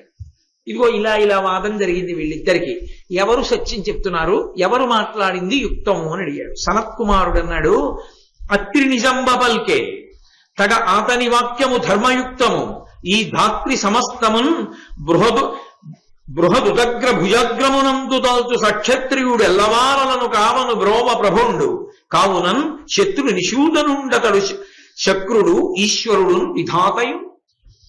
అత్రి మహర్షి చెప్పిందే సత్యం. రాజు అనేటటువంటి వాడు ఎందుకుంటాడంటే రాసపదవిలో లోకంలో ధర్మాన్ని నిలబెట్టడానికి ఉంటాడు. ధర్మాన్ని నిలబెట్టగలిగిన నాడు ఆయన బ్రహ్మ, విష్ణువు, శివుడే అయి ఉన్నాడు. కాబట్టి నీవు బ్రహ్మవు, నీవు విష్ణువు, నీవు శివుడవు అని అలా ధార్మికంగా పరిపాలిస్తూ ధర్మం నిలబెట్టినటువంటి వైనుణ్ణి పొగిడితే అందులో దోషం రాలేదు. కాబట్టి ఆయన చేసింది సత్యమే. అత్రి మహర్షి నోటి వెంట అమృతవాక్కు రాలేదు. అత్రి మాటయే నిజము, గౌతమ మహర్షి మాటయే దోషభూయిష్టం అని సనత్కుమారుడు తీర్పు చెప్పాడు. చెప్పి ఆయన ఒక విషయాన్ని జోడించాడు. జనులకు నెల్లను పూజ్యుడు జనపాలుండు అతని మహిత శాసనమున సజ్జనులను మునులను సద్విధి జనువారలు కాక కడమ జనదెవ్వరికి. ఆ రాజుగారు ఎప్పుడూ ధర్మం పట్ల అనురక్తితో ఉన్నాడనుకోండి, తపస్సు చేసుకునే ముని తపస్సు చేసుకుంటాడు ప్రశాంతంగా, ఎవరు అవరోధం కల్పించరు. బ్రాహ్మణుడిలా బతకాలనుకున్నవాడు బ్రాహ్మణుడిలా బ్రతుకుతాడు, వైశ్యుడు వైశ్యుడిలా బ్రతుకుతాడు. ఎవరు ఎలా బ్రతకాలో వాళ్ళు అలా బ్రతుకుతారు. ఎందుకని? వేదంలో అలా చెప్పబడింది కాబట్టి మేము అలా బ్రతుకుతామంటే వేద ధర్మమునందు అనురక్తి ఉన్న ప్రభువు యొక్క అనుగ్రహం చేత, పరిపాలనా దక్షత చేత ధర్మం నిలబడుతుంది. కాబట్టి ధర్మాన్ని నిలబెట్టగలిగిన వాడు ప్రభు ఒక్కడే. ఆ ప్రభువు ఈశ్వర సదృశుడే.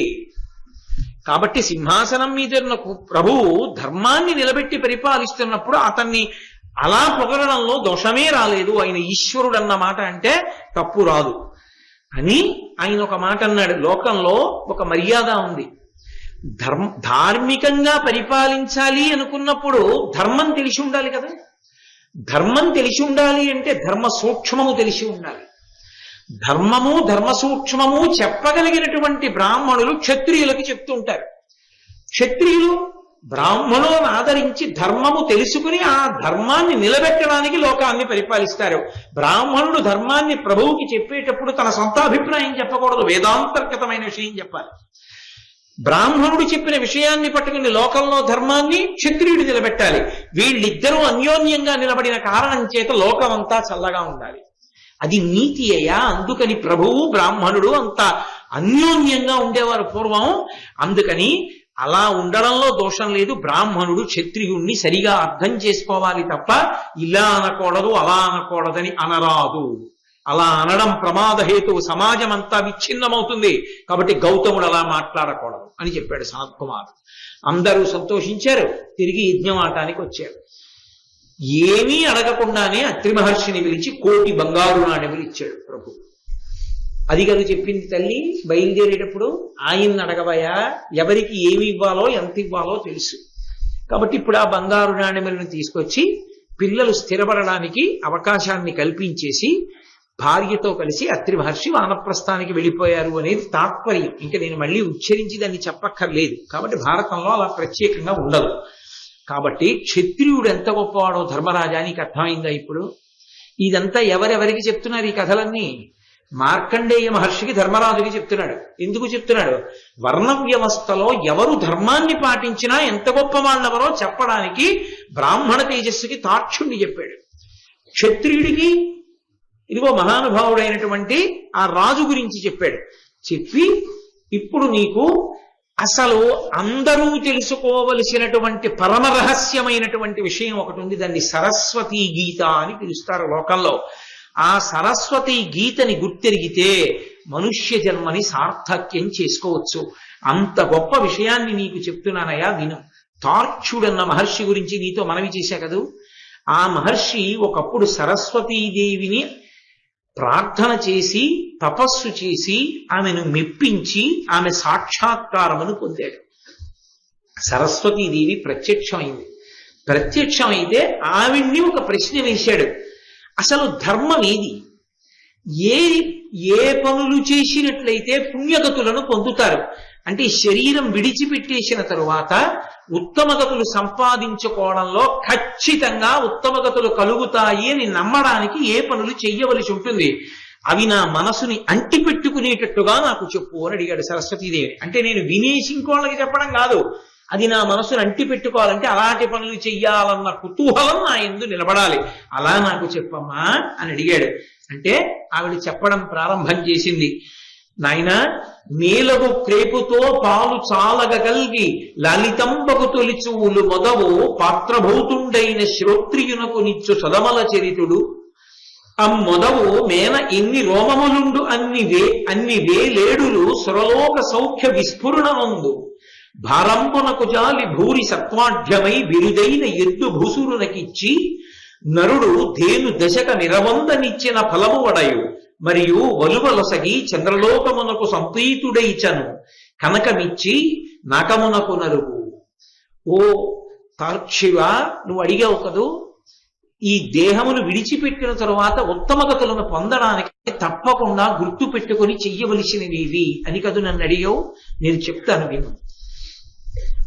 తొలిచూలైనటువంటి ఆవు అంటే అంతకు ముందే ఎన్నో దూడలను పెట్టి ఇప్పుడు ఇంకో దూడని పెట్టిన ఆవు కాకూడదు. అదే మొదటిసారి దూడని పెట్టడం. అటువంటి దూడని పొంది ఉండి చక్కగా సాధుగోవు అయి ఉండాలి. అది విపరీతంగా పొడి చేసేది, మిగిలిన వాటికి పోట్లు నేర్పేసేది అయి ఉండకూడదు. చాలా సాధుగోవు చూడగానే చక్కగా ఉన్నటువంటిది, బక్క చిక్కిపోయి బృహప్పంజరం బయటికి వచ్చేసి గడ్డి పరకతో కొడితే పడిపోయేలా ఉండే గోవు కాకూడదు. చక్కగా ఉన్నటువంటి ఆవుని మొదటి ఈతలో దూడతో కలిసి ఉన్నటువంటి ఆవుని ఎవరు పాత్రభూతుడైనటువంటి బ్రాహ్మణుణ్ణి వెతుక్కుని శ్రోత్రియునకు అన్నాడు. శ్రోత్రియునకు అంటే వేదం మీద నమ్మకంతో బతుకుతున్నటువంటి బ్రాహ్మణుడు ఎవడున్నాడో అటువంటి వాణ్ణి వెతికి పట్టుకుని, వాడు పాత్రుడు కనుక పుచ్చుకోవడానికి అర్హుడు కనుక ఆయనకి ఆ గోవుని దూడతో పాటుగా దానం చేసిన వాడు ఎవరుంటాడో అటువంటి వాడికి ఆ గోవు వెంట్రుకలు ఎన్నున్నాయో చూసి ఒక్కొక్క వెంట్రుకకి 1000 సంవత్సరముల చప్పున సురలోకమునందు ఉంచుతారు, దేవలోకంలో ఉంచుతారు వాళ్ళని. అలాంటి ఆవుని దూడని అటువంటి బ్రాహ్మణుడికి దానం చేసిన వాడికి. అలాగే మొదవు మేన ఎన్ని రోమములుండు అన్ని వేలేడులు సురలోక సౌఖ్య విస్ఫురణనందు భారంబునకు జాలి భూరిసత్వాఢ్యమై బిరుదైన ఎద్దు భూసురునకిచ్చి నరుడు ధేను దశక నిరవందనిచ్చిన ఫలము వడయు. బరువైనటువంటి వస్తువుల్ని మూపు మీద పెట్టుకుని మోసి వెళ్ళగలిగినటువంటి సామర్థ్యం కలిగినటువంటి ఒక ఎద్దుని అత్యంత ప్రీతితో బ్రాహ్మణులకు దానం ఇచ్చినటువంటి వ్యక్తికి ముందు చెప్పిన ఆవులు అటువంటివి 10 దానం చేసినటువంటి ఫలితం కలుగుతుంది. ఒక ఎద్దుని దానం చేస్తే నరుడు ధేను దశక మిరవందనిచ్చిన ఫలము వడయు. మరియు వలువలొసగి చంద్రలోకమునకు సంప్రీతుడై చను. బట్టలు దానం చేయడం అలవాటు చేసుకున్న వాళ్ళు చంద్రలోకానికి వెడతారు శరీరం పడిపోయిన తర్వాత. కనకమిచ్చి నకమునకు నరుడు. ఎవరు బంగారం దానం చేస్తారో వాళ్ళు స్వర్గలోకానికి వెడతారు. కాబట్టి దానం చెయ్యడం విషయంలో ఇవి బాగా జ్ఞాపకం పెట్టుకోవాలి. తన శరీరం పడిపోయిన తర్వాత కొడుకు దానం చేస్తాడని నమ్మడం కాదు, తన శరీరం ఉండగా తాను దానం చేసుకోవలసిన విషయాలు ఇవి మహారాజా. ఇక కృతమతి 7 ఏడులు హుతమహు ఘృతములను ప్రీతి నుందించిన సువ్రతుడు 7 తరంబుల పితరులకొని దివికి ఏగు పెంపెసలారన్.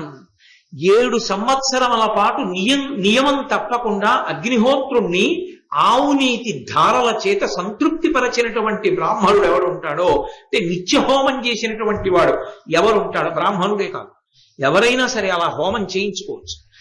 అలా చేయించిన వాళ్ళు ఎవరుంటారో వాళ్ళొక్కళ్లే కాదు, వాళ్లతో పాటు వాళ్ళకి ముందున్నటువంటి 14 తరాల వాళ్ళని విడుదల చేసి స్వర్గలోకానికి పంపిస్తాడు. 7 సంవత్సరాలు అగ్నిని ప్రీతి చెందేటట్టుగా చేస్తే. బాగా గుర్తుపెట్టుకో తాక్షుడా అని చెప్తోంది సరస్వతీదేవి స్వయంగా. అందుకని దానికి సరస్వతీ గీత అని పేరు.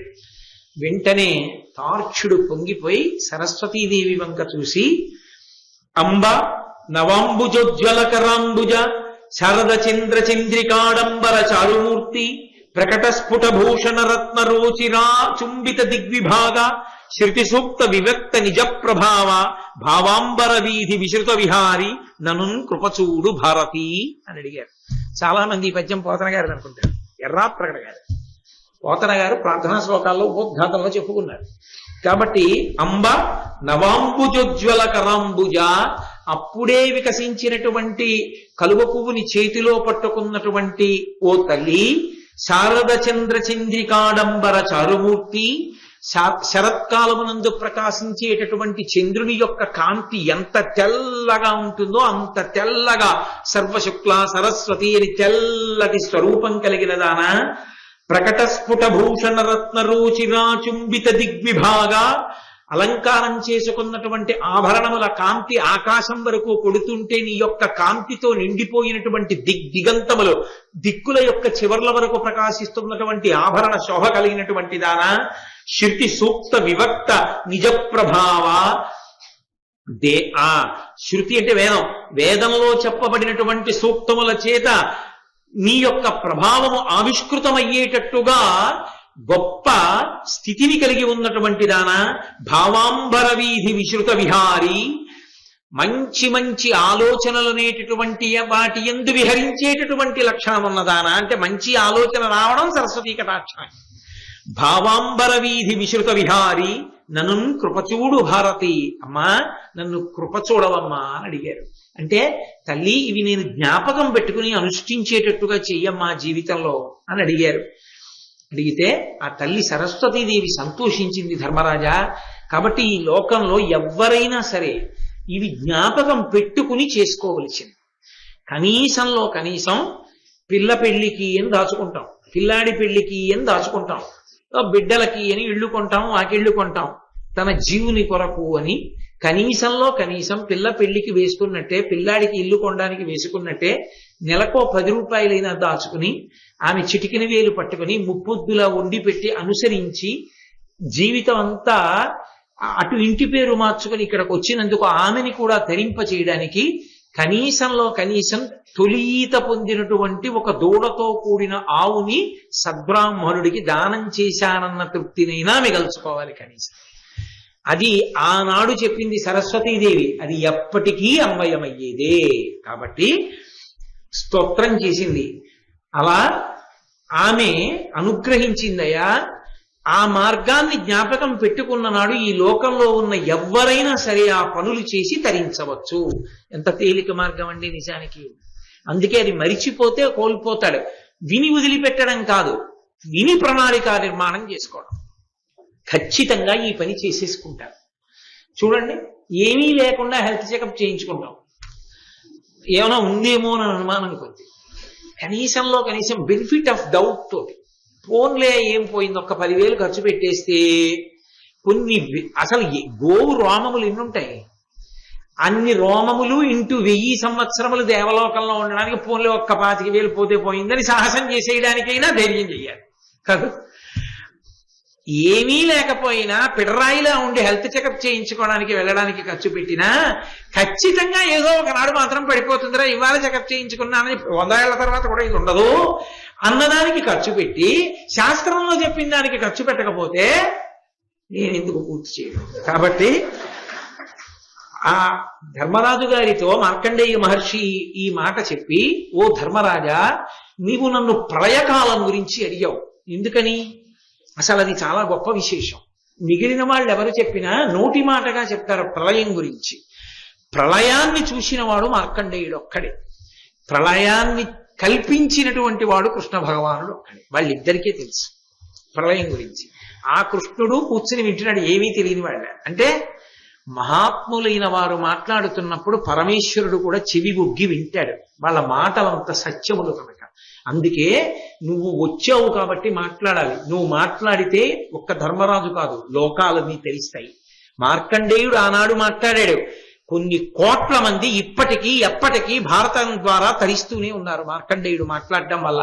అందుకుని కృష్ణుడు కూడా వింటున్నాడు. ఇప్పుడు చెప్పే విషయం చెప్పడం మార్కండేయ మహర్షి కూడా ఒక పెద్ద తమాషా. ఎందుకని? అది చూసిన వాళ్ళు వీళ్ళిద్దరే, ఇంకెవ్వరు ఉండరు. మూడో వాడు ఒక్కడే ఉన్నాడు.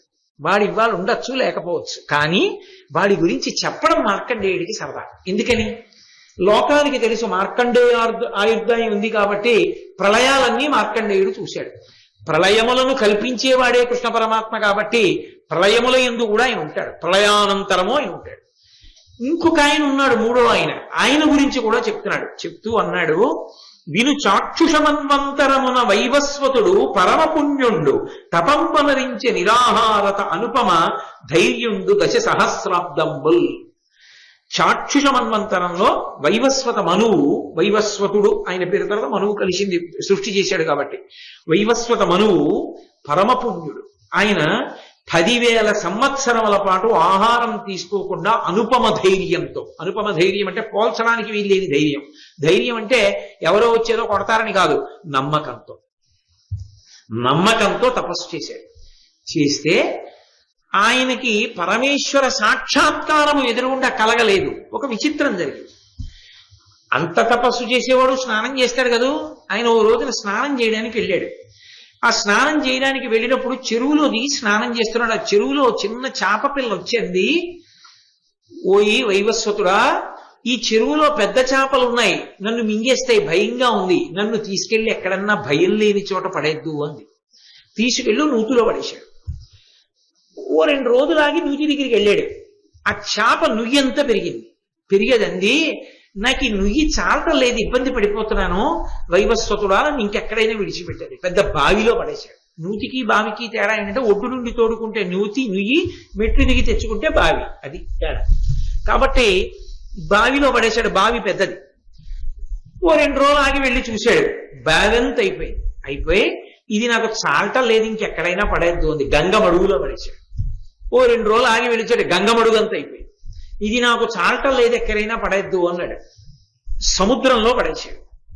పడేస్తే ఆ చేపంది, ప్రళయం వస్తోందయ్యా, ఒక ఓడ సిద్ధం చేసుకో, సప్తర్షులు ఎక్కుతారు నీతో, చాలా కాలం ఉంటుంది సుమా, తిండి గింజలు ఉంచుకుని నావనెక్కు. ఆయన గబగబా నావ సిద్ధం చేసుకుని సముద్రంలో ఆ నావనెక్కాడు సప్తర్షులతో. ప్రళయం వచ్చేస్తోందని చెప్పాడు కదూ, నిన్ను రక్షిస్తాను, నాకు చిన్న కొమ్ములో ఉంది చూడన్నాడు. పెద్ద చేప, ఆ కొమ్ముకి తగల్చు, ఈ ఓడకి సంబంధించిన లంగరు వేశారంటారే, తాడు తగల్చాడు. అది ఆ సముద్ర మధ్యంలోకి తీసుకెళ్ళిపోయింది ఈ ఓడని. ప్రళయం ప్రారంభమైంది. ఆ ప్రళయం ప్రారంభమైనప్పుడు బ్రహ్మాండమైనటువంటి వర్షాలు కురిసి ఈ లోకమంతా జలప్రళయంతో నిండిపోయింది. ఏం లేదు, కటిక చీకటి అయిపోయింది, అంతా నీటితో నిండిపోయింది. సమస్త భూతకోటి నశించిపోయింది. ఆ నశించిపోయినప్పుడు ఒక్క సప్తర్షులు, ఈ వైవస్వతుడు మాత్రమే ఉన్నారు. అప్పుడు ఆ చేపంది, ఇదిగో ఈ కనపడుతున్న పర్వత శిఖరానికి వేసి తాడు కట్టు అని కట్టాడు. అందుకని ఆ శిఖరం మనకు నౌబంధనము అని పేరు వచ్చింది. ఇప్పుడు ప్రళయం తగ్గిపోయింది, నువ్వు బయలుదేరి సృష్టి చెయ్యి, మళ్ళీ ఇప్పుడు సంతతినంతటినీ సృష్టి చేసి మళ్ళీ పరిపాలన ప్రారంభం చెయ్యండి. ఆ వైవస్వత మనువుతో ప్రారంభమైంది మళ్ళీ సృష్టి. అందుకని ఆయన మనువు అయ్యాడు. అలా ఒక ప్రళయాన్ని ఆయన చూశాడు. అంటే ధర్మరాజు గారు అన్నాడు, అసలు ప్రళయం అంటే ఏమిటి, ఎలా జరుగుతుంది, దాని విశేషం ఏమిటో నాకు చెప్తురు అన్నాడు. అంటే చెప్తున్నాడు మార్కండేయ మహర్షి. ప్రళయం చూసినవాడు ఆయన ఒక్కడే, ఎన్ని ప్రళయాలో చూశాడు ఆయన. ఆయనది మార్కండేయ ఆయుష్. కృతయుగము, త్రేతాయుగము, ద్వాపరయుగము, కలియుగము, 4 యుగాలు కలిపేస్తే ఒక మహాయుగం అంటారు. ఇటువంటి మహాయుగాలు 1000 యుగాలు అయిపోతే, ఇన్ని కృతయుగం, త్రేతాయుగం, ద్వాపరయుగం, కలియుగం కలిపి మహాయుగం. ఆ మహాయుగాలు 1000 యుగాలు అయిపోతే బ్రహ్మగారికి ఒక రోజులో ఒక పగలం. అది ఆయన కాలప్రమాణంలో ఆయనకు ఒక పగలం. అది ఆ పగలు యొక్క చివరికి వస్తుండగా, అంటే ఆయనకి సాయంకాలం అవుతూ ఉండగా ప్రళయం వస్తూ ఉంటుంది. ఆ ప్రళయమునందు ఏమవుతుందో తెలుసా, అప్పుడు 100 సంవత్సరములు మిగిలి ఉన్నాయి, ఇంకా బ్రహ్మగారికి 100 దివ్య సంవత్సరములు మిగిలి ఉన్నాయి అంటే ఆయన పగల పూర్తవుతోందని గుర్తు. అప్పుడు అనావృష్టి ఏర్పడుతుంది ఈ లోకంలో, ఎక్కడైనా నీరు తగ్గిపోతుంది. దానికి తోడు సూర్య భగవానుడు 7 ఆకారములను పొంది ఆయన మధ్యందిన మార్తాండుడి వోలే విపరీతమైన వేడి కుమ్మరించి ఈ భూమండలం మీద ఉన్నటువంటి నీటిని అంతటినీ లాగేస్తాడు. ఆ లాగేసినప్పుడు చాలా మంది జనులు, ప్రాణులు క్షయం అయిపోతాయి. అయిపోయిన తర్వాత అకస్మాత్తుగా బ్రహ్మాండమైనటువంటి గాలి వస్తుంది. ఆ గాలికి అడ్డు నిలబడగలిగిన వాడు ఉండడు, ఏదైనా కూలిపోతుంది. ఆ సమయంలో బూడిద రంగు, తెలుపు రంగు, ఎరుపు రంగు, నలుపు రంగు, గోరోచనపు రంగులలో బ్రహ్మాండమైన మేఘాలు వస్తాయి. ఆ మేఘాలు మెరుపులతో, ఉరుములతో, పిడుగులతో వర్షం కురవడం ప్రారంభం చేస్తాయి. ఆ వర్షం ఆగదు, అలా కురుస్తూనే ఉంటుంది కొన్ని సంవత్సరాల పాటు. అప్పుడు ఈ లోకాలన్నీ కూడా లయమైపోతాయి. ఇక సూర్యచంద్రుల గమనం ఉండదు, కటిక చీకటి అయిపోతుంది. లోకంబులు లోకేశులు లోకస్తులు తెగిన తుది అలోకంబకు పింజీకటి కావలయ వండేకాకృతి వెలుగువతని నేసేవింతున్నంటారు పోతన గారు. కటిక చీకటి అయిపోయింది, నేను ఒక్కడే ఉన్నాను. ఎవరు? మార్కండేయ మహర్షి. అన్నీ లయమైపోయాయి ప్రళయంలో. అంత కటిక చీకట్లో ప్రళయ జలాల్లో నేను ఒక్కడిని తిరుగుతున్నాను. ఎందుకని? ఆయన ఆయుర్దాయం పోదు, పరమశివుడిచ్చిన వరం. తిరుగుతూ వెతుక్కుంటూ వెళ్ళాను. మర్రి చెట్టు ఒకటి కనపడింది, పెద్దది. అది మర్రి చెట్టు యొక్క గొప్పతనం. ఆ మర్రి చెట్టు కనపడింది. ఆ మర్రి చెట్టు కింద ఉన్నటువంటి జలముల మీద ఒక మర్రి ఆకు కింద తేలుతోంది నీళ్లలో పడి, దాని మీద ఓ పిల్లాడు పడుకున్నాడు. వాడు కళ్ళు మూసుకుని తన కాలి బొటన వేలు నోట్లో పెట్టి చీకుతున్నాడు. ఆయనే కృష్ణుడు ఎదురుకుండానే కూర్చొని వింటున్నాడు. ఏమీ తెలియని వాడు చెప్తున్నాడు మార్కండేయుడు, వీళ్ళిద్దరే ఉన్నారు, తెలిసిన వాళ్ళిద్దరే. వింటున్న ధర్మరాజాదులు కూడా కాలమునందు పడిపోయేవారే. పడిపోని సత్యాన్ని కృష్ణుడు ఎదురుకుండానే చెప్తున్నాడు, పరమేశ్వరుడు ఎదురుకుండా మార్కండేయుడు. అద్భుత ఘట్టం భారతంలో. అప్పుడు నాకు ఈ రావేకు మీద పడుకున్న పిల్లవాడు కనపడ్డాడు కళ్ళు మూసుకొని. నేను పక్కకి వెళ్ళి చుట్టూ చూసి ధ్యానం చేసి ఎవరీ పిల్లాడని. కళ్ళు తెరిచి ఓరకంటితో నన్ను ఇలా చూశాడు.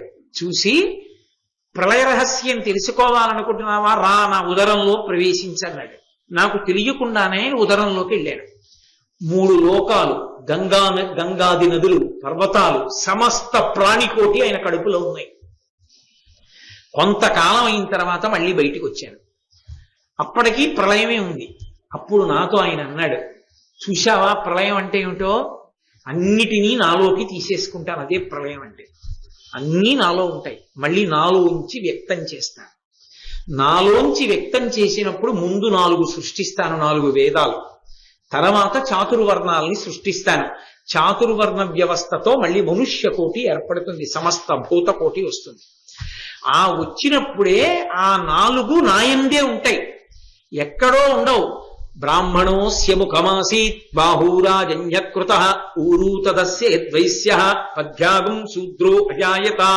విరాట్ స్వరూపమునందు ముఖమునందు బ్రాహ్మణులు ఉంటారు, భుజములందు క్షత్రియులు ఉంటారు, తొడల యందు వైశ్యులు ఉంటారు, పాదముల యందు శూద్రులు ఉంటారు.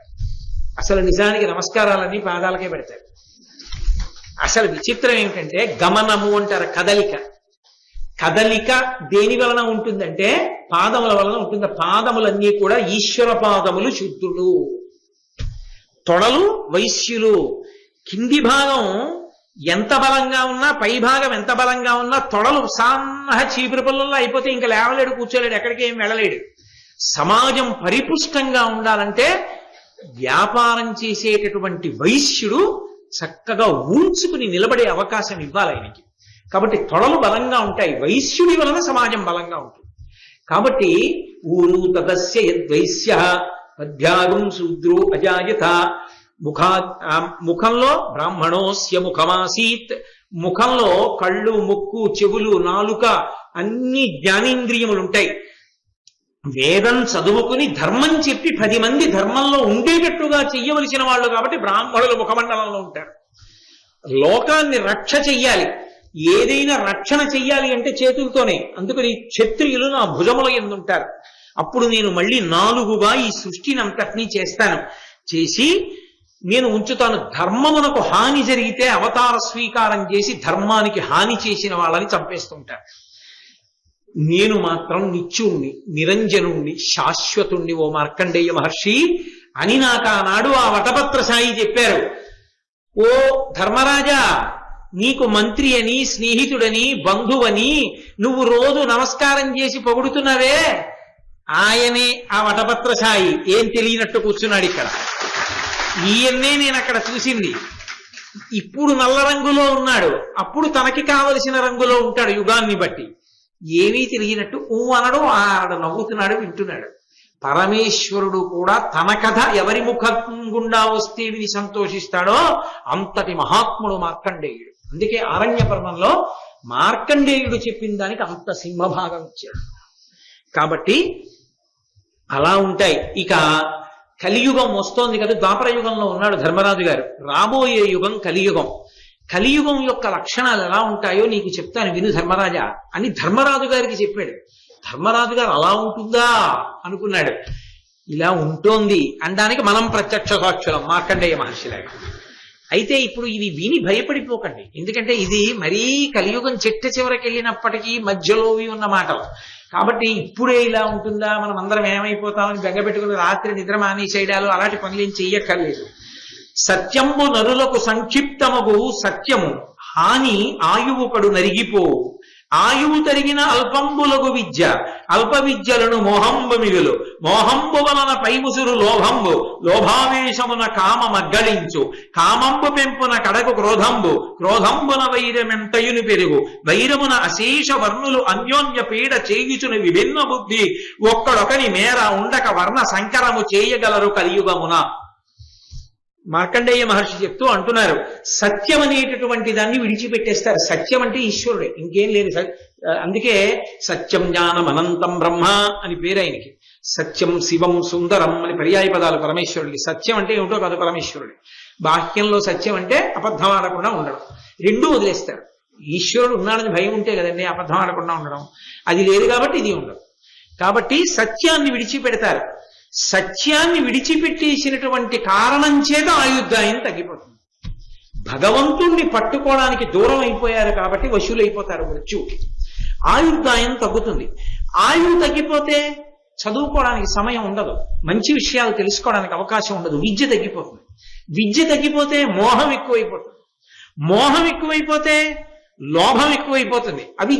అవిద్యకి పర్యవసానం దాచుకోవాలన్న కోరిక పుడుతుంది, లోభం పుడుతుంది. లోభం చేత కామం పెరుగుతుంది. కామం వలన క్రోధం వస్తుంది. క్రోధము వలన వైరం పెరుగుతుంది. వైరము వలన ఒకడినొకడు పొడుచుకుంటాడు, చంపుకుంటాడు. ఈ చంపుకోవడంలో, ఈ క్రోధావేశాల్లో వాడి బిడ్డని వీడు, వీడి బిడ్డని వాడు వర్ణ సంకరాలు చేసుకుంటాడు. వర్ణ మర్యాద ఉండదు. అక్కర్లేదని చెప్పి పెళ్లిళ్ళు చేసుకోవడం మొదలు పెడతారు. దాంతో వర్ణ సంకరం కలియుగంలో ప్రారంభం అవుతుంది. వర్ణమునకు గౌరవం ఇవ్వడం తగ్గించేయడం కలియుగంలో ప్రారంభం ధర్మరాజా. కాబట్టి భగవద్గీత శ్లోకంలో చెప్పినట్టు చెప్పుకొచ్చాడు మార్కండేయ మహర్షి. సత్యమునందు అనురక్తి, ఈశ్వరుని యందు అనురక్తి, అనృత భాషణమునందు మనకి అనురక్తి లేకుండా ఉండుట అన్న రెండూ పోతాయి. అదే మనం అబద్ధం ఆడకూడదు అన్న భయం పోతుంది. భగవంతుణ్ణి నమ్మాలి, పూనిక పోతుంది. ఈ రెండూ పోతే ఆయుర్దాయం పోతుంది. ఆయుర్దాయం తగ్గిపోతే చదువుకునే అవకాశం పోతుంది. చదువుకునే అవకాశం పోతే మంచి విషయాలు తెలియవు. మంచి విషయాలు తెలియకపోతే అవిద్య వస్తుంది, అజ్ఞానం వస్తుంది. అజ్ఞానము వలన లోభం వస్తుంది. దాచుకోవాలనుకుంటాడు. దాచుకోవడం ఎందుకు? తనదిగా మిగుల్చుకుందామని. నిజానికి దాచుకున్నది తనది కాదు, ఇచ్చుకున్నది తనది. ఎందుకని? దాచుకున్నది శరీరం పడిపోయాక తనతో రాదు, ఇచ్చిందేదో తనతో వస్తుంది జీవుడితో. కాబట్టి లోభం పెరుగుతుంది. లోభం పెరిగితే కామం పెరుగుతుంది. నాకు ఇన్ని ఉన్నాయి కాబట్టి అని కోరికలు పెరుగుతాయి. కామం పెరిగితే క్రోధం పెరుగుతుంది. రెండు అక్క చెల్లెళ్ళు. ఓ కోరిక పుడుతుంది, తీరకపోతే ఎవడి వల్ల తీరలేదో ఓ నేను ఎంచుకుని వాడి మీద కోపం మొదలు పెడతాడు. ఇక వాడితో గట్టి కోపం, దెబ్బలాట, కొట్టుకోవడం, చంపుకోవడం, చావడం, కక్షలు, కార్పణ్యాలు, నమ్మకాలు పోవడం, వర్ణ వ్యవస్థ శిథిలం అయిపోతుంది. అయిపోయి వర్ణ సంకరం అయిపోయి ఒక కులం వాడిని ఇంకో కులం వాడు వివాహం చేసుకోవడం మొదలు పెడతారయా. అది కలియుగంలో ప్రారంభం. తర్వాత రసగంధ ద్రవ్యంబులు పసచెడు సస్యంబులు అల్పఫలములగు మహిం బసిపాడితరగు తరువులు కుసుమ ఫలంబులను గరము కొంచెంబులగును. కలియుగంలో ఉండేటటువంటి విశేషం ఏమిటంటే సుగంధ ద్రవ్యాల్లో ఉండేటటువంటి సుగంధం తగ్గిపోతుంది. అమ్మవారికి చందనాలంకారం చేద్దామని చెప్పి గంధం తీస్తే ప్రాంగణం ఎలా ఉండాలి? చందనం చెక్క అన్న పేరుతో మారుగుళ్ళు అమ్మేస్తారు. పసుపు అన్న పేరుతో అందులో ఏవో కలిపేస్తారు. మిరియాలు అన్న పేరుతో బొప్పాయి గింజలు అమ్మేస్తారు. కుంకం అన్న పేరుతో రసాయన ద్రవాలు కలిపేస్తారు. గంధం గుండ అన్న పేరుతో కొయ్య గుండ ఇచ్చేస్తే పరమేశ్వరుడికి కలిదేస్తుంటారు. కాబట్టి రసద్రవ్యములు ఏవి సుగంధ ద్రవ్యములు ఉంటాయో అవన్నీ కూడా పటుత్వాన్ని కోల్పోతాయి కలియుగంలో. అది గుర్తు. రెండు, పసజడు సస్యంబులు అల్పఫలములకు ఇవ్వవలసినంత పంటని ఇవ్వవు, దిగుబడులు తగ్గిపోతుంటాయి. అలాగే మహిం పసిబాడి తరుగు, ఆవుల పాలు తగ్గిపోతాయి. లోకంలో ఆవు పాలు తాగేవాళ్ళు తగ్గిపోతారు. ఆవుల్ని పెంచుకోవడం, ఆవు పాలు తాగడం తగ్గిపోతుంది. దాని స్థానంలో ఏం పెరుగుతాయి తెలుసా? కుక్కలు పెరుగుతాయి. ఇంటింటా కుక్క ఉంటుంది, ఏ ఇంటా ఆవు ఉండదు. నేను మీకు యథార్థం చెప్తున్నా. కలియుగ లక్షణం. ఆవు వెళ్ళిపోతుంటే పెంటపోగు మీద ఏరుకుని ఆవు తినవలసి వస్తుంది. పెంటపోగు మీద తింటున్న ఆవుని కుక్కలు తరుగుతాయి. కుక్కలు తరుగుతుంటే ఆవు పరిగెడుతుంటుంది. యజమానులు చూస్తూ నించుంటారు కుక్కను తరవడం. వీధికి 50 కుక్కలు ఉంటాయి. కుక్కల్ని ఏం చేయకూడదనే వాళ్ళు వస్తారు. ఆవు పాడైపోతోందని అడిగేవాడు ఉండడు. అది కలియుగ లక్షణం ధర్మరాజా. చూడాలా మనం? కాబట్టి ఆవులు ఉండవు, ఆవు పాలు అక్కర్లేదు. ఆవు పాలు తాగితే మేధాశక్తి, ఆవు పాలు తాగితే పరదేవత యొక్క అనుగ్రహాన్ని పొందుతాడు. ఆవు పాలు తాగరు. అందరికీ గేదె పాల మీద అనురక్తి పెరుగుతుంది.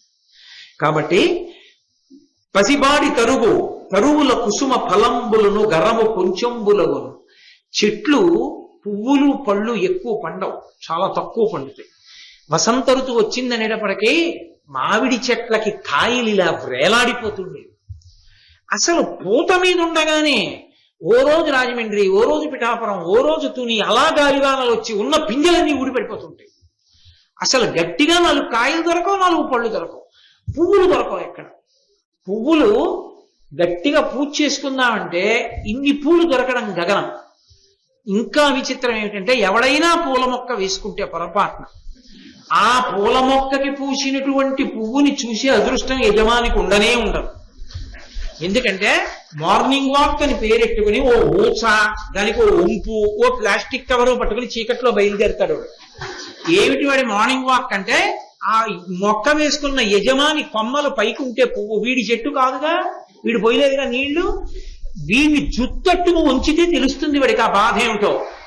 ఆ పైన ఇలా వేసి ఆ అంచు కొమ్మని కిందకి లాగేసి పళ కొమ్మలు విరిగిపోతుంటే తెల్లవారకట్లా పువ్వులు కోసుకుని ప్లాస్టిక్ కవర్లో వేసి పట్టుకెళ్ళి ఈశ్వరుడికి పూజ చేస్తే ఇన్ని ఇళ్లలో దొంగతనం చేసి చెత్తేవరా అని పొంగిపోయి వీడికి వరాలు ఇస్తారు. కాబట్టి చెట్లకి పువ్వులు ఉండవు, చెట్లకి కాయలు ఉండవు, ఆ రోజులు వస్తాయి. పితృదైవత కార్యంబుల ఇతరేతర భక్తుల కుదురు. నేను యథార్థంగా చూశానండి ఈ విషయం, యథార్థంగా చూసా. ఒకసారి పితృదేవతలకి పెట్టవలసినటువంటి పిండాలు ఒకడికి పెట్టవలసిన పిండం ఇంకొకడు తినేయవలసిన అవసరం వస్తుంది. నేను ఒకసారి గై వెళ్ళాను. వెడితే గైలో పిండాలు వండి ఇస్తూ ఉంటారు. ఒక ఆయనకి ఇచ్చారు. ఆయన ఏదో సంకల్పం చెప్పాడు. చేతిలో ఎప్పుడు అంతఃశత్రువు ఒకటి ఉంటుంది కదా, సెల్ ఏదో మోగింది. అరే మధ్యలో లేచిపోవడం ఏమిట్రా, పితృపిండం పెడుతూ లేచిపోవడం ఏమిట్రా అని కూడా లేదు. ఆ ఫోన్ మాట్లాడడానికి వెళ్ళాడు. ఆవిడ దేనికో లేచింది. ఇంకొక ఆయన వచ్చి ఈ పిండాలు పట్టుకెళ్ళి ఆయన పెట్టేసుకున్నాడు. అంటే వీళ్ళ నాన్న తినగా మిగిలిన వాళ్ళ నాన్న తినేసాడు. అది చెప్తున్నారు, కలియుగంలో పితృపిండాలు అలా పెడతారు. ఏమీ శ్రద్ధ ఉండవు, పితృపిండాలు అలా పెడతారు. ఇంకా విచిత్రం ఏంటంటే, ఎల్ల ఎడల కుచ్చిత దీశ పాత్ర ప్రతియు వర్తించు. అది దేవాలయమా లేకపోతే తద్దినం పెడుతున్నాడా, మనం ఏ కార్యం మీద ఉన్నాం, ఎందుకు వచ్చాం, దాంతో సంబంధం ఏమి ఉండదు. దానికి విరుద్ధమైన పని ఏముంటుందో చేస్తుంటారు. చూడ్డానికి అసహ్యం వేస్తుంది. చెప్తున్నా నాకే రాదా? కాబట్టి ఎక్కడ ఎలా ఉండాలో అలా ఉండరు. ఓ పార్టీకి వెడితే చిన్నపిల్లలు అట్టుకుని వెళ్ళాలి. ప్రవచనాలకి ఎందుకు ముందరా? వాళ్ళు అరవరు, వాళ్ళకి ఏం తెలుసు పాపం, వాళ్ళు పసిపిల్లలు. ఎవరికి ఉండాలి ఆ బుద్ధి? పెద్దవాళ్ళకు ఉండాలి. అది ఆలోచన లేని వాళ్ళు సభలకు వస్తుంటారు. ఎక్కడ ఎలా ఉండాలో అలా ఉండరు. ప్రవచనం జరిగే చోటికి సెల్ ఫోన్, దాన్ని సైలెంట్ లో పెట్టుకోవడం చేత కాదు, ఉండకపోతే అవమానం. ఉండాలి, మోగాలి, 10 మంది చూడాలి, సిగ్గు ఉండదు. కాబట్టి ఎక్కడ ఎలా ఉండాలో అలా ఉండని వాళ్ళందరూ చేరుతుంటారు, దాని గౌరవాలు నిలబెట్టారు. కాబట్టి అలా ఉంటారు. చిట్ట చివరికి ప్రతితీయ వర్తించు దైవ పైతృక విధులన్. అది దేవాలయ ప్రాంగణం. మనం వెళ్ళింది అక్కడికి వెళ్ళినప్పుడు మనం ఇలా వెళ్ళాలనేటటువంటి ఇంగిత జ్ఞానం ఉండదు. గుళ్ళోకి చెప్పులేసి వెళ్ళిపోతారు, గుళ్ళల్లోకి బొట్టు లేకుండా వెళ్ళిపోతారు. అరే మనం ఈ ప్రాంగణానికి వెడుతున్నాం, ఇలా వెళ్ళకూడదన్న నియమాన్ని పాటించేవాడు ఉండడయా? ఒక ఇంటెన్సివ్ కేర్ యూనిట్ లోకి ఇప్పుడు రావద్దు ఈ సమయంలో తప్ప అంటే వింటాడు. ఆఫీస్లోకి ఈ టైంలో తప్ప విజిటింగ్ అవర్స్ లేవంటే ఊరుకుంటాడు. ఒక డాక్టర్ గారి అపాయింట్మెంట్ ఇప్పుడు లేదంటే ఊరుకుంటాడు. భగవంతుడి దేవాలయంలోకి మాత్రం వాడి ఇష్టం వచ్చినట్టు లోపలికి వెడతాడు. నేను ఎన్నో సందర్భాల్లో చూసా, పెంపుడు కుక్కలతో గుళ్ళల్లోకి వెళ్తుంటారు. ఎంత దోషం! కాబట్టి అలా అయిపోతుందా? అది కలియుగ లక్షణం. నేను ఎవరినో విమర్శిస్తున్నానని మీరు అనుకోవద్దు, నేను యుగ లక్షణాన్ని చెప్తున్నాను. బహుశా ఇవాళ నేను ఇది చెప్పాలని ఇలా ఉంది, నాకు అన్ని అలాంటివి కనబడ్డాయి. కాబట్టి అరులు మిగులుకొని రాజులు నరులకు ఎంతయును భయమునర్తురు, ధరణీసురులు గడగి వాణిజ్యము గరిశనమును చేయగలరు కలియుగ వేళం. రాజులు నిర్భయంగా ప్రజల సొత్తుని వాళ్లే దోచేసుకుంటారు. దోచేసుకుని ప్రజలు భయపడేటట్టుగా వాళ్ళు పరిపాలిస్తుంటారు. భయపడే వాళ్ళు ఎవరు ప్రభువులకు అంటే ధర్మమునందున్నటువంటి పిరికి ప్రజలు భయపడతారు. దోచుకునే వాళ్ళు ప్రభువులకి సన్నిహితులు ఉంటారు. అయి దోచుకునే వాళ్ళు దోచుకుంటూనే ఉంటారు. ఆఖరికి ధరణీసురులు కడగి వాణిజ్యము గరిసిన మన బ్రాహ్మణులు వ్యాపారాలు మొదలు పెడతారు. మొదలుపెట్టి బ్రాహ్మణుడు వర్తకం చేసుకుంటూ ఉంటాడు. బ్రాహ్మణుడు వేదం చదువుకోడు, వదిలిపెట్టేస్తాడు. అనుష్ఠానం చేసుకోడు, మంత్రజపం చేసుకోడు, అన్నీ వదిలిపెట్టి వ్యాపారం చేసుకుంటాడు. అది కలియుగ లక్ష్యం. చేయగలరు కలియుగ వేళం. అలాగే పాషండ దర్శన బహుళంబులయ్యడు వర్ణాశ్రమంబులు వసుమతీశ తవిలి శరీరంబు దద్దయుబ్రోతురు పుణ్య ఫలంబులు బొంకులనుచు కాలంబుతో కూడా కలుగవు వానలు పొల్లులై బీజములు ఒలిసిపోవు క్రయ విక్రయంబుల కపటంబు దరచకు కడగి ఇల్లల సొమ్ములడచికొండ్రు సాధుచరితులైన జనులు దుర్గతుల రోగముల తెగుదురు అల్పకాలమున పాపవరులు అగ్గు పరమాయువునను అరోగతయు సిరియు పొందగాంతు రెండు. ఎవడరా వేదం గురించి చెప్పింది? ఆ వేదం అవన్నీ ఉండవండి. ఓపిక ఉన్న కాడికి చేస్తామన్న వాళ్ళు ఎక్కువైపోతారు. అది విచిత్రం. బతికున్నన్నాళ్ళు వేద ధర్మాన్ని నమ్మాలరా అనరు. ఓపికున్నంత వరకు అన్న మాట ఒకటి వస్తుంది కొత్తగా. ఓపికున్నంత వరకే ధర్మాన్ని పాటించు అంటే నీకు ఎప్పుడు దాని మీద విసుగొస్తే అప్పుడు నువ్వు నాకు పసగట్లేదని వదిలేయచ్చు అని చెప్పేవాళ్ళు వస్తారు. అందుకని వర్ణాశ్రమములు నిలబడవు. శరీరము తవిని శరీరంబు తద్దయు ప్రోతురు పుణ్యఫలంబులు బొంకులొనచు. ఎవడు చెప్పాడు ఉపవాసం చేయమని? ఉపవాసము చేయనక్కర్లేదు అని చెప్పేవాళ్ళు ఎక్కువైపోతారు. ఎవడు చెప్పాడు ఆచారం అని చెప్పేవాళ్ళు ఎక్కువైపోతారు. ఎవరు చెప్పారు ఈశ్వరుడికి నైవేద్యం ఈశ్వరుడికి వండి పెట్టాలని? స్వీట్ స్టాల్లో ఓడి కొనేసుకోగా మిగిలిన కాజాలు తెచ్చి నైవేద్యం పెట్టించని చెప్పేవాళ్ళు వస్తారు. కాబట్టి ఇలాంటివన్నీ ప్రబలిపోతాయి లోకంలో. ఎక్కడ ఆచారం అన్న మాట ఉండదు. పుణ్యఫలాన్ని సంపాదించుకోవడానికి శరీరాన్ని కష్టపెట్టరు. ఎవరు ఆచారాన్ని పాటించడానికి కష్టపడరు. ఎవడు పడతాడు ఇవన్నీ అంటారు. వదిలిపెట్టేసి శరీరం సౌఖ్యంగా ఉంటే చాలు, అన్నీ అయిపోవాలి. శరీరం సుఖంగా ఉండాలి, పుణ్యాలన్నీ వచ్చేయాలి. అలాంటి కొత్త కొత్త మార్గాలన్నీ లోకంలోకి రావడం మొదలు పెడతాయి. దానికి తోడు కాలంబుతో కూడా కలుగవు వానలు. పడవలసినప్పుడు వాన పడదు, పడకూడనప్పుడు వానాగదు. అలాగే పుల్లులై బీజములు ఒలిసిపోవు. వ్యవసాయదారుడు విత్తనాలు అనుకుని వేస్తాడు, ఒక్క విత్తనం మొలకెత్తదు, అవన్నీ పుల్లు విత్తనాలే. అలాంటివి బయలుదేరుతాయి లోకంలో. క్రయ విక్రయంబుల కపటంబు దరచగో. అమ్మకంలో కొనుగోల్లో రెండిటిలోనూ మోసానికే ప్రాధాన్యం ఉంటుంది తప్ప త్రికరణ శుద్ధిగా వ్యాపారం చేస్తే నువ్వేం పైకొస్తావనేటటువంటి వ్యాపారాలే తయారవుతాయి. వ్యాపారం అంటే గడుసుతనమే. వ్యాపారం అంటే వ్యాపారంగా ఉండదు ఇహ కలియుగంలో. గడుసుతనం ఉన్నవాడే వ్యాపారం. మోసం చేస్తేనే వ్యాపారం చేయగలుగుతాడు. కడగి ఇల్లడ సొమ్ము లడచికొండ్రు. దోచుకుంటారు ఒకరినొకడు. ఎవడికి ఎక్కువ మోసం చేయగలిగితే వాడు ఎక్కువ సంపాదించుకుంటాడు. సాధుచరితులైన జనులు దుర్గతుల రోగముల తెగుదురు. ధర్మాన్ని నమ్ముకున్నటువంటి వాడు దీర్ఘాయుష్మంతుడు కాడు. తక్కువ ఆయుర్దాయంలోనే రోగంతో శరీరం వదిలిపెట్టేస్తాడు. అన్నీ ఇప్పుడే అన్వయం కావని చెప్పాను మీకు నేను. ఇవన్నీ కొన్ని కలియుగాంతమనందు వచ్చేవి. అందుకని కంగారు పడిపోయి అయ్యి బాబాయ్ వద్దు, మనకి పుణ్యం వద్దు, ధర్మం వద్దని నిర్ణయాలకు రాకండి.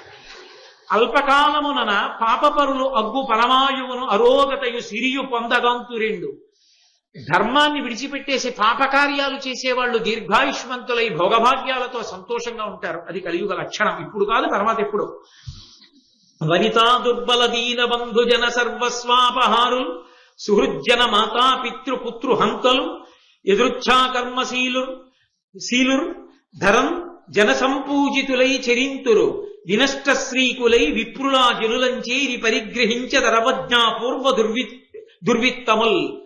లోకంలో నిర్భయంగా తల్లిని చంపేసేవాడు, తండ్రిని చంపేసేవాడు, బంధువుల్ని చంపేసేవాడు, బిడ్డల్ని చంపేసేవాడు, ఎవణ్ణి ఎంత మోసమైనా చేసేసి వాడిష్టం వచ్చినట్టు వాడు ప్రవర్తించడమే తప్ప వాడి ప్రవర్తన ఒక శాసనానికి ఒక శాస్త్రానికి కట్టుబడినటువంటి జీవితం గడిపేటటువంటి వాళ్ళందరూ లోకంలో పెద్దవాళ్ళని కీర్తింపబడడం మొదలు పెడుతుంది.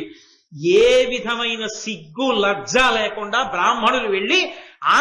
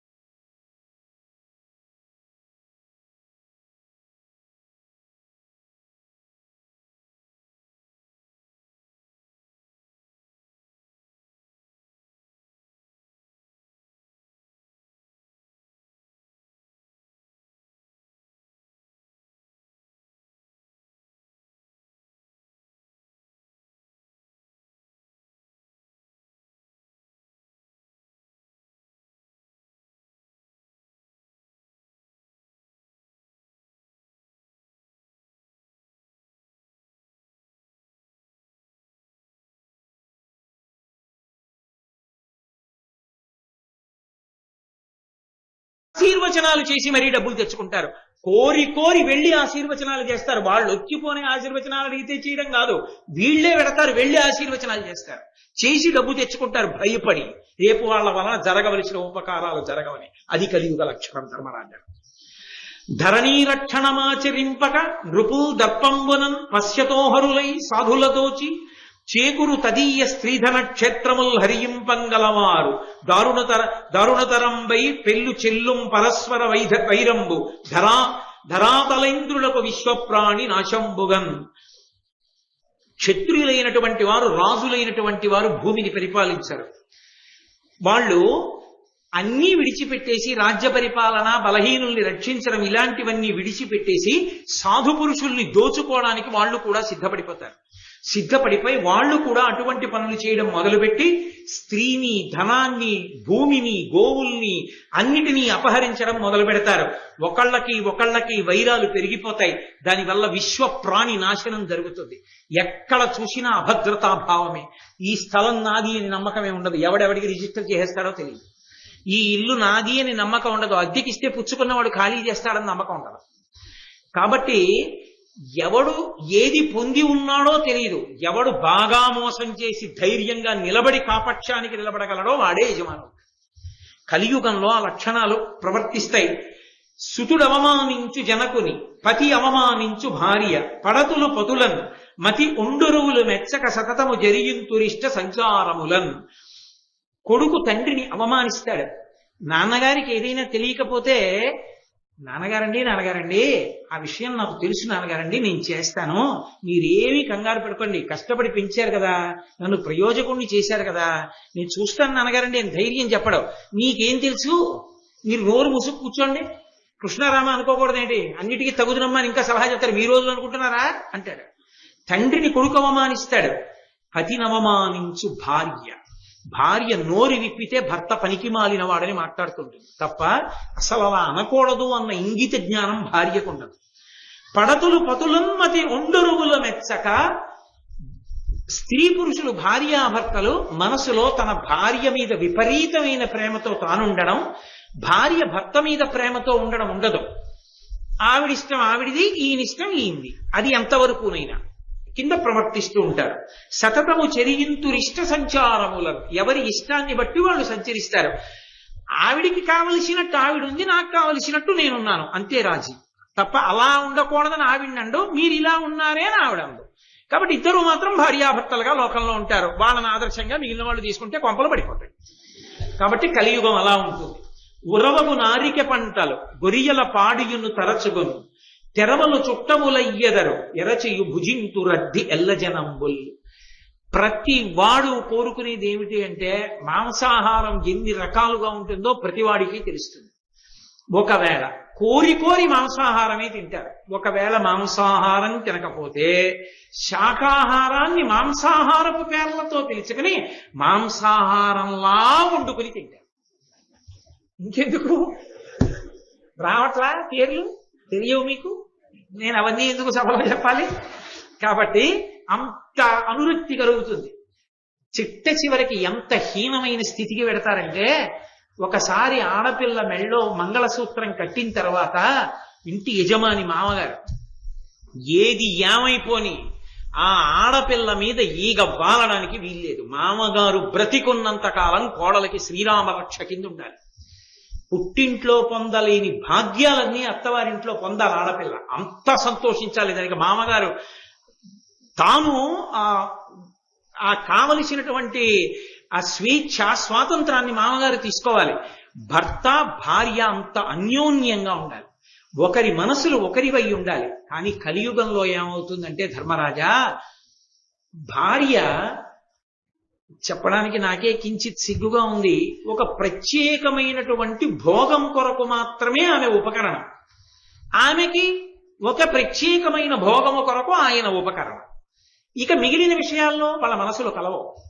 ఆయన ఇష్టం అయింది, ఈవిడిష్టం అయింది. కాబట్టి వాళ్ళిద్దరూ ఒక ప్రత్యేక భోగాన్ని పొందుతారు. దాని ఫలితంగా కొంతమంది పిల్లలు ఉంటారు తప్ప వాళ్ళు ఒకరి మనసులు ఒకరైన వారు కారు. భోగం కోసం కలిసి ఉంటారు. ఒక్కొక్కసారి అది కూడా గాడి తప్పుతారు. మంచి పంటలన్నీ అందరూ వదిలేస్తారు. వదిలేసి చిత్ర విచిత్రంగా లాభాలు ఎక్కువ వస్తాయని పంట పండించి పంట లోకానికి తిండి గింజలు అందించవలసిన చోట తిండి గింజలు అందించడం మానేసి లాభాలు వస్తాయని కొత్త కొత్త చెరువులు కొత్త కొత్త వ్యాపారాలు మొదలు పెడతారు. పంట పండించడాన్ని ఇష్టపడరు.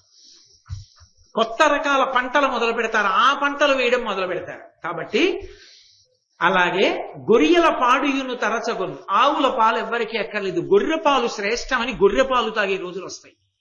ఎక్కడ చూసినా గొర్రెల పాలు అమ్ముతారు రాబోయే రోజుల్లో. కాబట్టి అలా ఉంటుంది. తాకట్టు ఏదైనా ఎవరైనా పెట్టారా, ఇక ఆ తాకట్టు మళ్ళీ తిరిగి ఇచ్చేవాళ్ళు ఉండరు. తాకట్టు పెట్టిన వస్తువుని తనదిగా లాగేస్తాడు అవతలవాడు. కాబట్టి ఇలా ఉంటాయా 16 వర్షముల్ పరమాయువయ్యడు ధరణీశ కలియుగాంతమున వినవే. కలియుగాంతం దగ్గరికి వచ్చేసిందని గుర్తు ఏమిటంటే పురుషుడి యొక్క గొప్ప ఆయుర్దాయం. చాలా కాలం బతికాడండి అని పేపర్లో ఫోటో వేయాలంటే 16 ఏళ్లు బతుకుతాడు. కాబట్టి 7-8 ఏండ్ల ప్రాయంబున ప్రజలుద్భవింతురు భామినులకు. మహా అయితే 7 తప్పితే 8 ఏళ్లకి పిల్లలు పుట్టడం మొదలవుతుంది ఆడపిల్లలకి. ద్రవ్య విహీనులై దాత యొక్కడు లేక అన్యోన్య తస్కరులు అగుదురెండు. దానం చేసేవాడన్నవాడు లేక దొంగతనం ఒక్కటే ఉంటుంది లోకంలో. ఎరిగెడు వారును ఎంతయు క్రూరులై చెనసి పాపంబు చేసెదరు సూవే. తెలుసున్నవాడు తెలియనివాడు ఎవడైనా సరే క్రూరత్వంతో పాపమే చేస్తూ ఉంటారు. అన్న విక్రయంబునురంతురు అఖిల జనులు. అందరూ అన్నాన్ని నమ్ముకుని బతకడం మొదలు పెడతారు. ప్రతి చోట ఎక్కడికి వెళ్ళండి అన్నాన్ని అమ్మడం ప్రారంభం అవుతుంది. అతిథిని పిలిచి అన్నం పెట్టే వాళ్ళు ఉండరు. ఆఖరికి పసిపిల్ల తినే అన్నానికి కూడా వెలకట్టి అమ్ముతారు. బేబీ మీల్ అని వింటారా? అలా ఏమీ తెలియనట్టు నేనే చెప్తున్నట్టు చూస్తారే. కాబట్టి ఆ అన్న విక్రయమునంతరు అఖిల జనులు వేద విక్రయులగుదురు విప్రవరు. వేదాన్ని నమ్మేస్తారు బ్రాహ్మణులు. పణ్యయోనులయగుదురు పద్మముఖులు. బాగా అందంగా ఉన్న ఆడది అంటే ఎంత ఎక్కువ డబ్బిస్తే అంత తక్కువ బట్ట ఒంటి మీద ఇంచుకొని మానాన్ని నమ్ముకుంటుంది. అంతకన్నా ఇక చెప్పడం నాకు సాధ్యం కాదు. అంత మర్యాదతో మాట్లాడాలి వేదిక మీద కూర్చున్నప్పుడు. కాబట్టి చాలు. కష్టతరమైన ఎక్కలి కాలవేళ. కలికాలంలో అంత కష్టతరంగా ఉంటాయి జీవితాలు. నిస్సిగ్గుగా ప్రవర్తిస్తుంటారు జనులు. శృతి ధర్మంబు. ఈ పద్యానికి నేను వ్యాఖ్యానం చెయ్యను అసలు. మీరు ఆ పద్యం చదువుతుంటే మీరు పట్టేసుకోగలుగుతారు. శృతి ధర్మంబులు శూద్రులు ప్రతిభం చెప్పంగా వినుచు బ్రాహ్మణ జాతులు ధృడిసిరి తత్సేవకులై యతినింద కర్మకారులయ్యదరధిపా. నేను ఇంకెందుకు చెప్పాలి, మీకు అర్థమైపోయి ఉంటుంది. కాబట్టి వ్యాఖ్యానమే చెయ్యక్కర్లేదు. మీరు రోజు వింటున్నవి చూస్తున్నవేగా. శృతి ధర్మంబులు శూద్రులు ప్రతిభం చెప్పంగా వినుచు బ్రాహ్మణ జాతులు ధృతి చెడి తత్సేవకులై యతి నిందిత కర్మకారులయ్యదరధిప. గురుకొనియాడడు శిష్యుడు గురుడును శిష్యునిడ వంచకుండగు. మది ఒండొరలు ఒల్లరు బంధువులు పారిబొరి గరములకు ప్రజకు పొడమును భయములు. గురువు గారిని శిష్యుడు పొగడ్డు, శిష్యుణ్ణి గురువు ప్రేమగా చూడడం. ఒకళ్ళ మీద ఒకళ్ళకి మనసులో ప్రేమ ఉండదు. బంధువులంటే ఎవ్వరికీ ఇష్టం ఉండదు. ఎక్కడ చూసినా ఎవరు చూసినా భయంతో ఉంటారు, అభద్రతాభావంతో ఉంటారు. ఉన్నది ఉంటుందా, లాగేసుకుంటారా, ఈ భయంతోనే ఉంటారు. నాకున్నది ఉంటుంది అన్న ధైర్యంతో ఎవరు ఉండరు కలియుగంలో. ఇప్పుడే వచ్చిందని నేను చెప్పట్లేదు, రాబో కాలంలో అంటే కొంత ఊరట కదూ. కాబట్టి దేవతాయతనంబులను జగతీసురావసధంబులను పావనాశ్రమ భూములను చెడి పాడగును శుభవృక్షవల్లీ వనంబులు నాశముందు కలి ప్రచారమునందు దుస్త్రీ విహారము మద్యపానము చెల్లు బెల్లుగా నెల్లడం. కలియుగం బాగా ఎక్కువ అవుతోంది కలి ప్రభావం అని గుర్తు ఏమిటంటే దేవాలయాలు పాడుపడిపోతాయి. దేవాలయ ప్రాంగణాలు పెద్ద పెద్ద ప్రాంగణాల్లో ఉన్న దేవాలయాల్లో తుడిచేవాళ్ళు, మొక్కలు వేసేవాళ్ళు, వాటికి నీళ్లు పోసేవారు, పువ్వులు కోసి దండగుచ్చి దేవుడికి ఇచ్చేవాళ్ళు ఉండరు. పెద్ద పెద్ద ముళ్ల కంపలతోటి డొంకలతోటి దేవాలయ ప్రాంగణాలు పెరిగిపోతే ఆ దేవాలయ అర్చకులు ఆ డొంకల్లోనే ఇల్లు కట్టుకుని గుడిని నమ్ముకున్నందుకు వాసం చేస్తూ ఉంటారు. ఆయన్ని పట్టించుకునేవాడు ఉండడు, గుడిని పట్టించుకునేవాడు ఉండడు. ఆఖరికి గుడిలో ధూపదీప నైవేద్యాలకి అర్చకుడు 10 మందిని ఆశ్రయించవలసి వస్తుంది. అయ్యా మీరేమైనా ఇస్తే దీపం పెడతానండి గుళ్ళో అని అడిగే రోజులు వస్తాయి. జగతీసురావసధంబులు, వేదం చదువుకున్నటువంటి బ్రాహ్మణులకు ఇచ్చినటువంటి అగ్రహారాలు కొల్లగొట్టబడతాయి, బలవంతంగా లాక్కోబడతాయి. పావనాశ్రమ భూములను చెడి పాడగును, ఆశ్రమ ప్రాంగణాలన్నీ కూడా చెడిపోయి పాడైపోతాయి. ఇవాళ లేవు. ఇన్ని చోట్ల ఎన్ని ఆశ్రమ ప్రాంగణాలు ఎంత అసహ్యకరంగా తయారైపోయాయో. శుభవృక్షవల్లీ వనంబులు నాశమందు, శుభప్రదమైనటువంటి ఫలితాలిచ్చేటటువంటి చెట్లని తీగల్ని నిర్దాక్షిణ్యంగా నరికేస్తారు. ఆ చెట్లు ఉండవు. కలి ప్రచారమునందు దుస్త్రీ విహారము మద్యపానము చెల్లు బెల్లుగా నెల్లడం. ఎక్కడ చూసినా లోకంలో ఇద్దరి గురించే చెప్పబడుతుంది. దుస్త్రీ విహారము, అందగత్తె అయిందా అంతే, ఆమె వ్యాపారానికి సిద్ధమైపోయింది అయిపోతుంది, అదే లోకంలో ఎప్పుడూ చర్చింపబడుతూ ఉంటుంది. అవే ఎక్కువగా కనపడుతుంటాయి. మద్యపానం, సందుకి 4 అవే ఉంటాయి. కాబట్టి మద్యపానం, చెల్లు బెల్లుగా నెల్లడం, కలి ప్రభావం ఎక్కువైపోతోందని గుర్తు ఏమిటి అంటే అలాంటి లక్షణాలన్నీ వస్తాయి. ధర్మరాజా, ధర్మం గురించి అడిగేవాడు, ధర్మ ప్రచారం చేసేవాడు, ధర్మాన్ని స్థాపిద్దామనేవాడు ఉండడు. లోకం అలా తయారైపోతుంది క్రమంగా.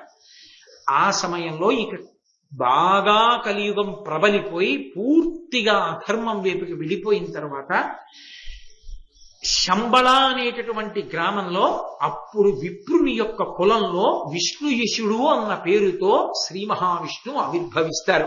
అది కల్కావతారం. కల్కావతారం రాలేదు, కల్కావతారం వస్తుంది. ఆ అవతారం ఎప్పుడు వస్తుంది అంటే పురుషుడి ఆయుర్దాయం 16 ఏళ్లే అయిపోతుంది. ఏ పురుషుడు 16 ఏళ్లకి మించి బతకడం. అది కలియుగాంతపు లక్షణాలు. అందుకని ఇప్పుడు బెంగ పెట్టుకోవలసింది ఏం లేదు. ఇప్పటికీ వేదాన్ని నమ్ముకున్న వాళ్ళు ఉన్నారు, దేవాలయాలున్నాయి, ప్రవచనాలున్నాయి, ఉత్సవాలున్నాయి, పూజలున్నాయి, చక్కగా సేవలు జరుగుతున్నాయి. ఎన్నో దేవాలయాలు అద్భుతంగా ఉన్నాయి. వెంకటాచలం లేదా, శ్రీశైలం లేదా, ఎన్ని దేవాలయాలు అద్భుతంగా నిర్వహింపబట్టలేదు. కాబట్టి ఇప్పుడు అన్నీ ఉన్నాయని బెంగ పెట్టుకోవలసిన అవసరం లేదు. కానీ ఒక పురాణం చెప్పేటప్పుడు అందులో ఉన్న విషయాలు చెప్పడం నా కర్తవ్యం, అందుకు చెప్పాను. కాబట్టి మీరు బెంగ పెట్టుకోక్కర్లేదు. ఇప్పుడే అన్నీ ఏవో వచ్చేసాయి అనుకోక్కర్లేదు. కొన్ని వచ్చాయన్నది రాదు, నేను దాచకూడదు. కాబట్టి ఆ విష్ణుయశుడు అన్న పేరుతో అప్పుడు వస్తాడు కల్కి అవతారం. ఆయన పుడుతూనే ఆయనకి సకల శాస్త్రములు వేదములు ఆయనకి భాషిస్తాయి. ఆయన ఈ జగత్తుకి సార్వభౌముడు అవుతాడు. అయి దుష్టులందరినీ నిర్మూలిస్తాడు. అప్పుడు కలియుగాంతమునందు కృతయుగం ప్రారంభమవుతుంది. ధర్మము 4 పాదముల మళ్ళీ నడుస్తుంది. కృతయుగం ప్రారంభం అవగానే కల్కి అవతారం అశ్వమేధయాగాన్ని చేస్తుంది.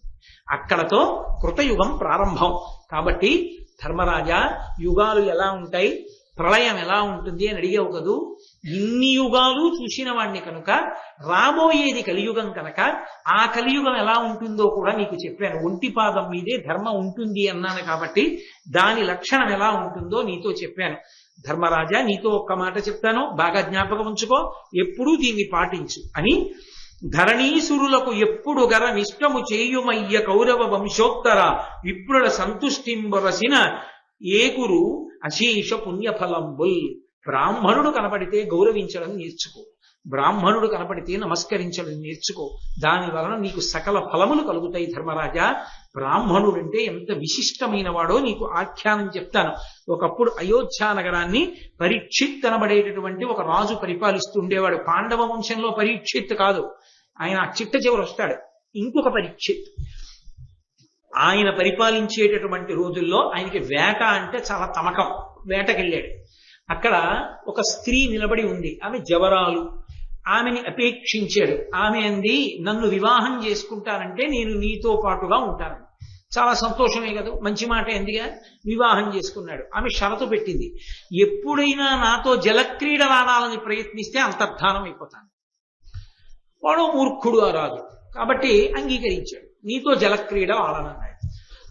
అబ్బో, ఆ ఉద్యానవనంలో ఎన్నో అంతఃపురాలు కట్టాడు, చంద్రకాంత శిలలతో వేదికలు నిర్మించాడు, ఎన్నో తోటలు కట్టించాడు, పూల మొక్కలు వేశాడు.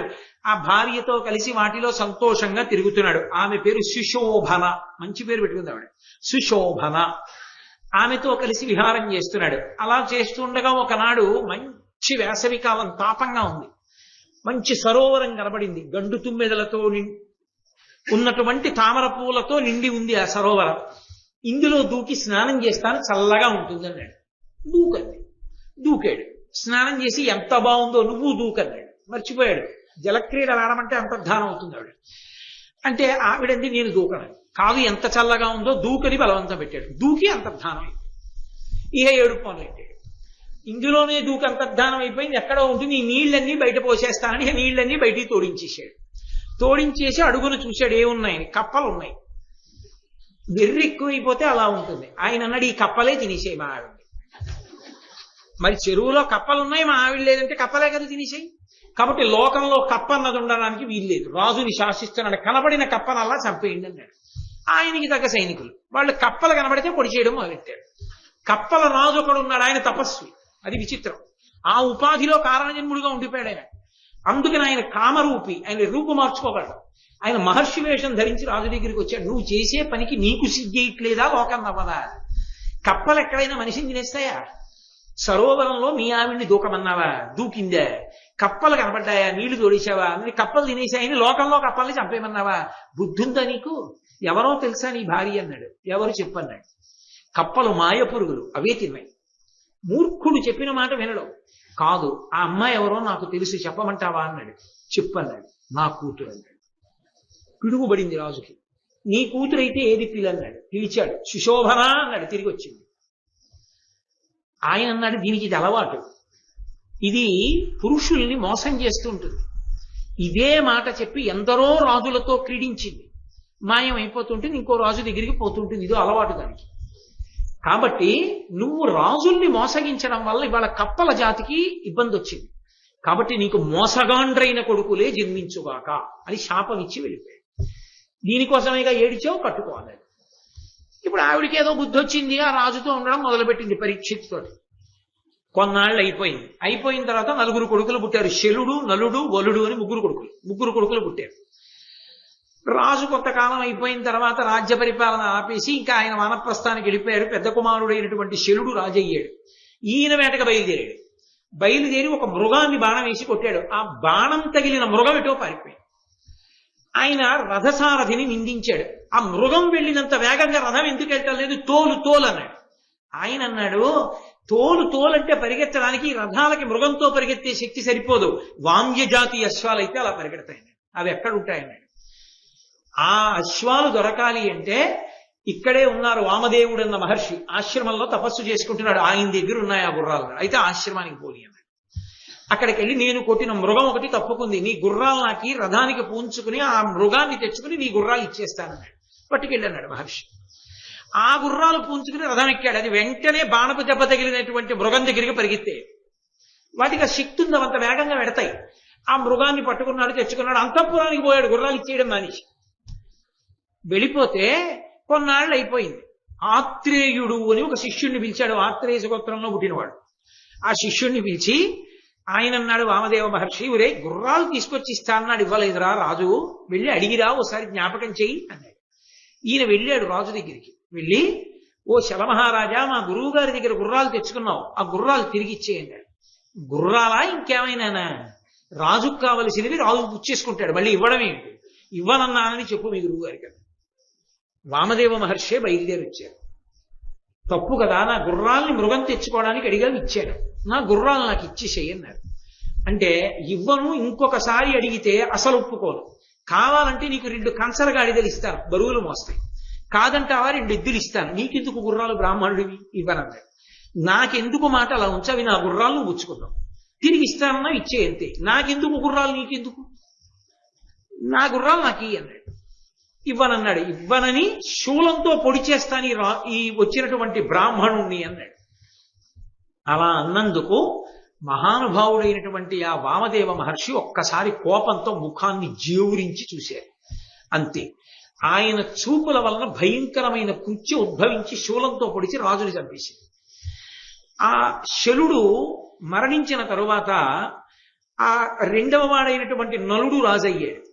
ఆయన రాజైనటువంటి రోజులలో ఈ గుర్రాలు అక్కడే ఉన్నాయి. మళ్ళీ వచ్చాడు వామదేవ మహర్షి. మీ అన్న ఇవ్వలేదు, నువ్వైనా ఇచ్చేసేయ గుర్రాలన్నాడు. నేను ఇవ్వను. ఇంకొకసారి గుర్రాలు కానీ అడిగావా, నా ధనస్సు బాణాలు పట్టరండ్రా, ఈ బ్రాహ్మణుడిని ఇక్కడే చంపేస్తానన్నాడు. అనగానే ఆయన అన్నాడు, నన్ను చంపడం కాదు, నీకు ఏడిచే రోజు వచ్చింది. లోపలి నీ కొడుకు బాణపు దెబ్బకి చచ్చిపోయాడు, చూసుకో అన్నాడు. అనేటప్పటికీ ఆ అంతఃపురంలో ఉన్నటువంటి పరిచారికలు ఆ రాజకుమారుడి యొక్క శవాన్ని తీసుకొచ్చారు. మహారాజా ఆశ్చర్యం, ఎక్కడి నుంచో బాణం వచ్చి పిల్లాడికి తగిలింది, ఆడుకుంటుంటే ప్రాణం వదిలేశాడన్నాడు. ఆయనకి కోపం వచ్చింది, నా కొడుకుని నువ్వే చంపావని, చంపేస్తానని ధనస్సుకి బాణం ఎక్కుపెట్టాడు రాజు. బ్రాహ్మణుడి మీదకి విడిచిపెడతాను వామదేవుడి మీదకి హుంకారం చేశాడు వామదేవుడు. ఆ చెయ్యి అలాగే స్తంభించిపోయింది. అప్పుడు నలుడు అన్నాడు, ఆడితి పెక్కుమాటలు అవియల్లను వమ్మయిపోయి అస్త్ర సంతాడన శక్తికి ఇప్పడియే తజ్జము బ్రాహ్మణ శక్తి ఎక్కుడు నేనోడితి వమదేవునకు. ఓ జనసంఘములారా సజ్జనాంబ్రేడిత కీర్తి ముని అమిత్ర నిషూదను ఆశ్రయించదన్. నేను ఓడిపోయాను ఈ వామదేవ మహర్షి దగ్గర, ఎన్నో మాటలు అనవసరపు మాటలన్నీ మాట్లాడాను. నా యొక్క బాణాలు ఇంకా వెయ్యక ముందే ఆయన నా భుజాన్ని స్తంభింపజేశాడు. నా కొడుకు ఆయన మాటకే చచ్చిపోయాడు బాణం తగిలి. ఇప్పుడు నాకు అర్థమైంది బ్రాహ్మణ తేజస్వి ఉంటూ. నేను ఆయన కాళ్ల మీద పడి క్షమార్పణ చెప్పి ఆయన గుర్రాలు ఇచ్చేస్తానన్నాడు. చెయ్యి కదిలింది.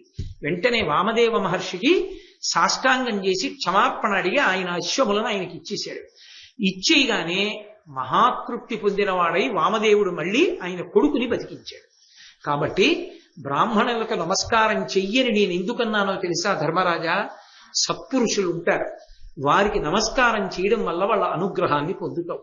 పొందితే బ్రాహ్మణాశీర్వచనమే అభ్యున్నతి హేతువు కనుక వాళ్ళకి నమస్కరించడం నేర్చుకో.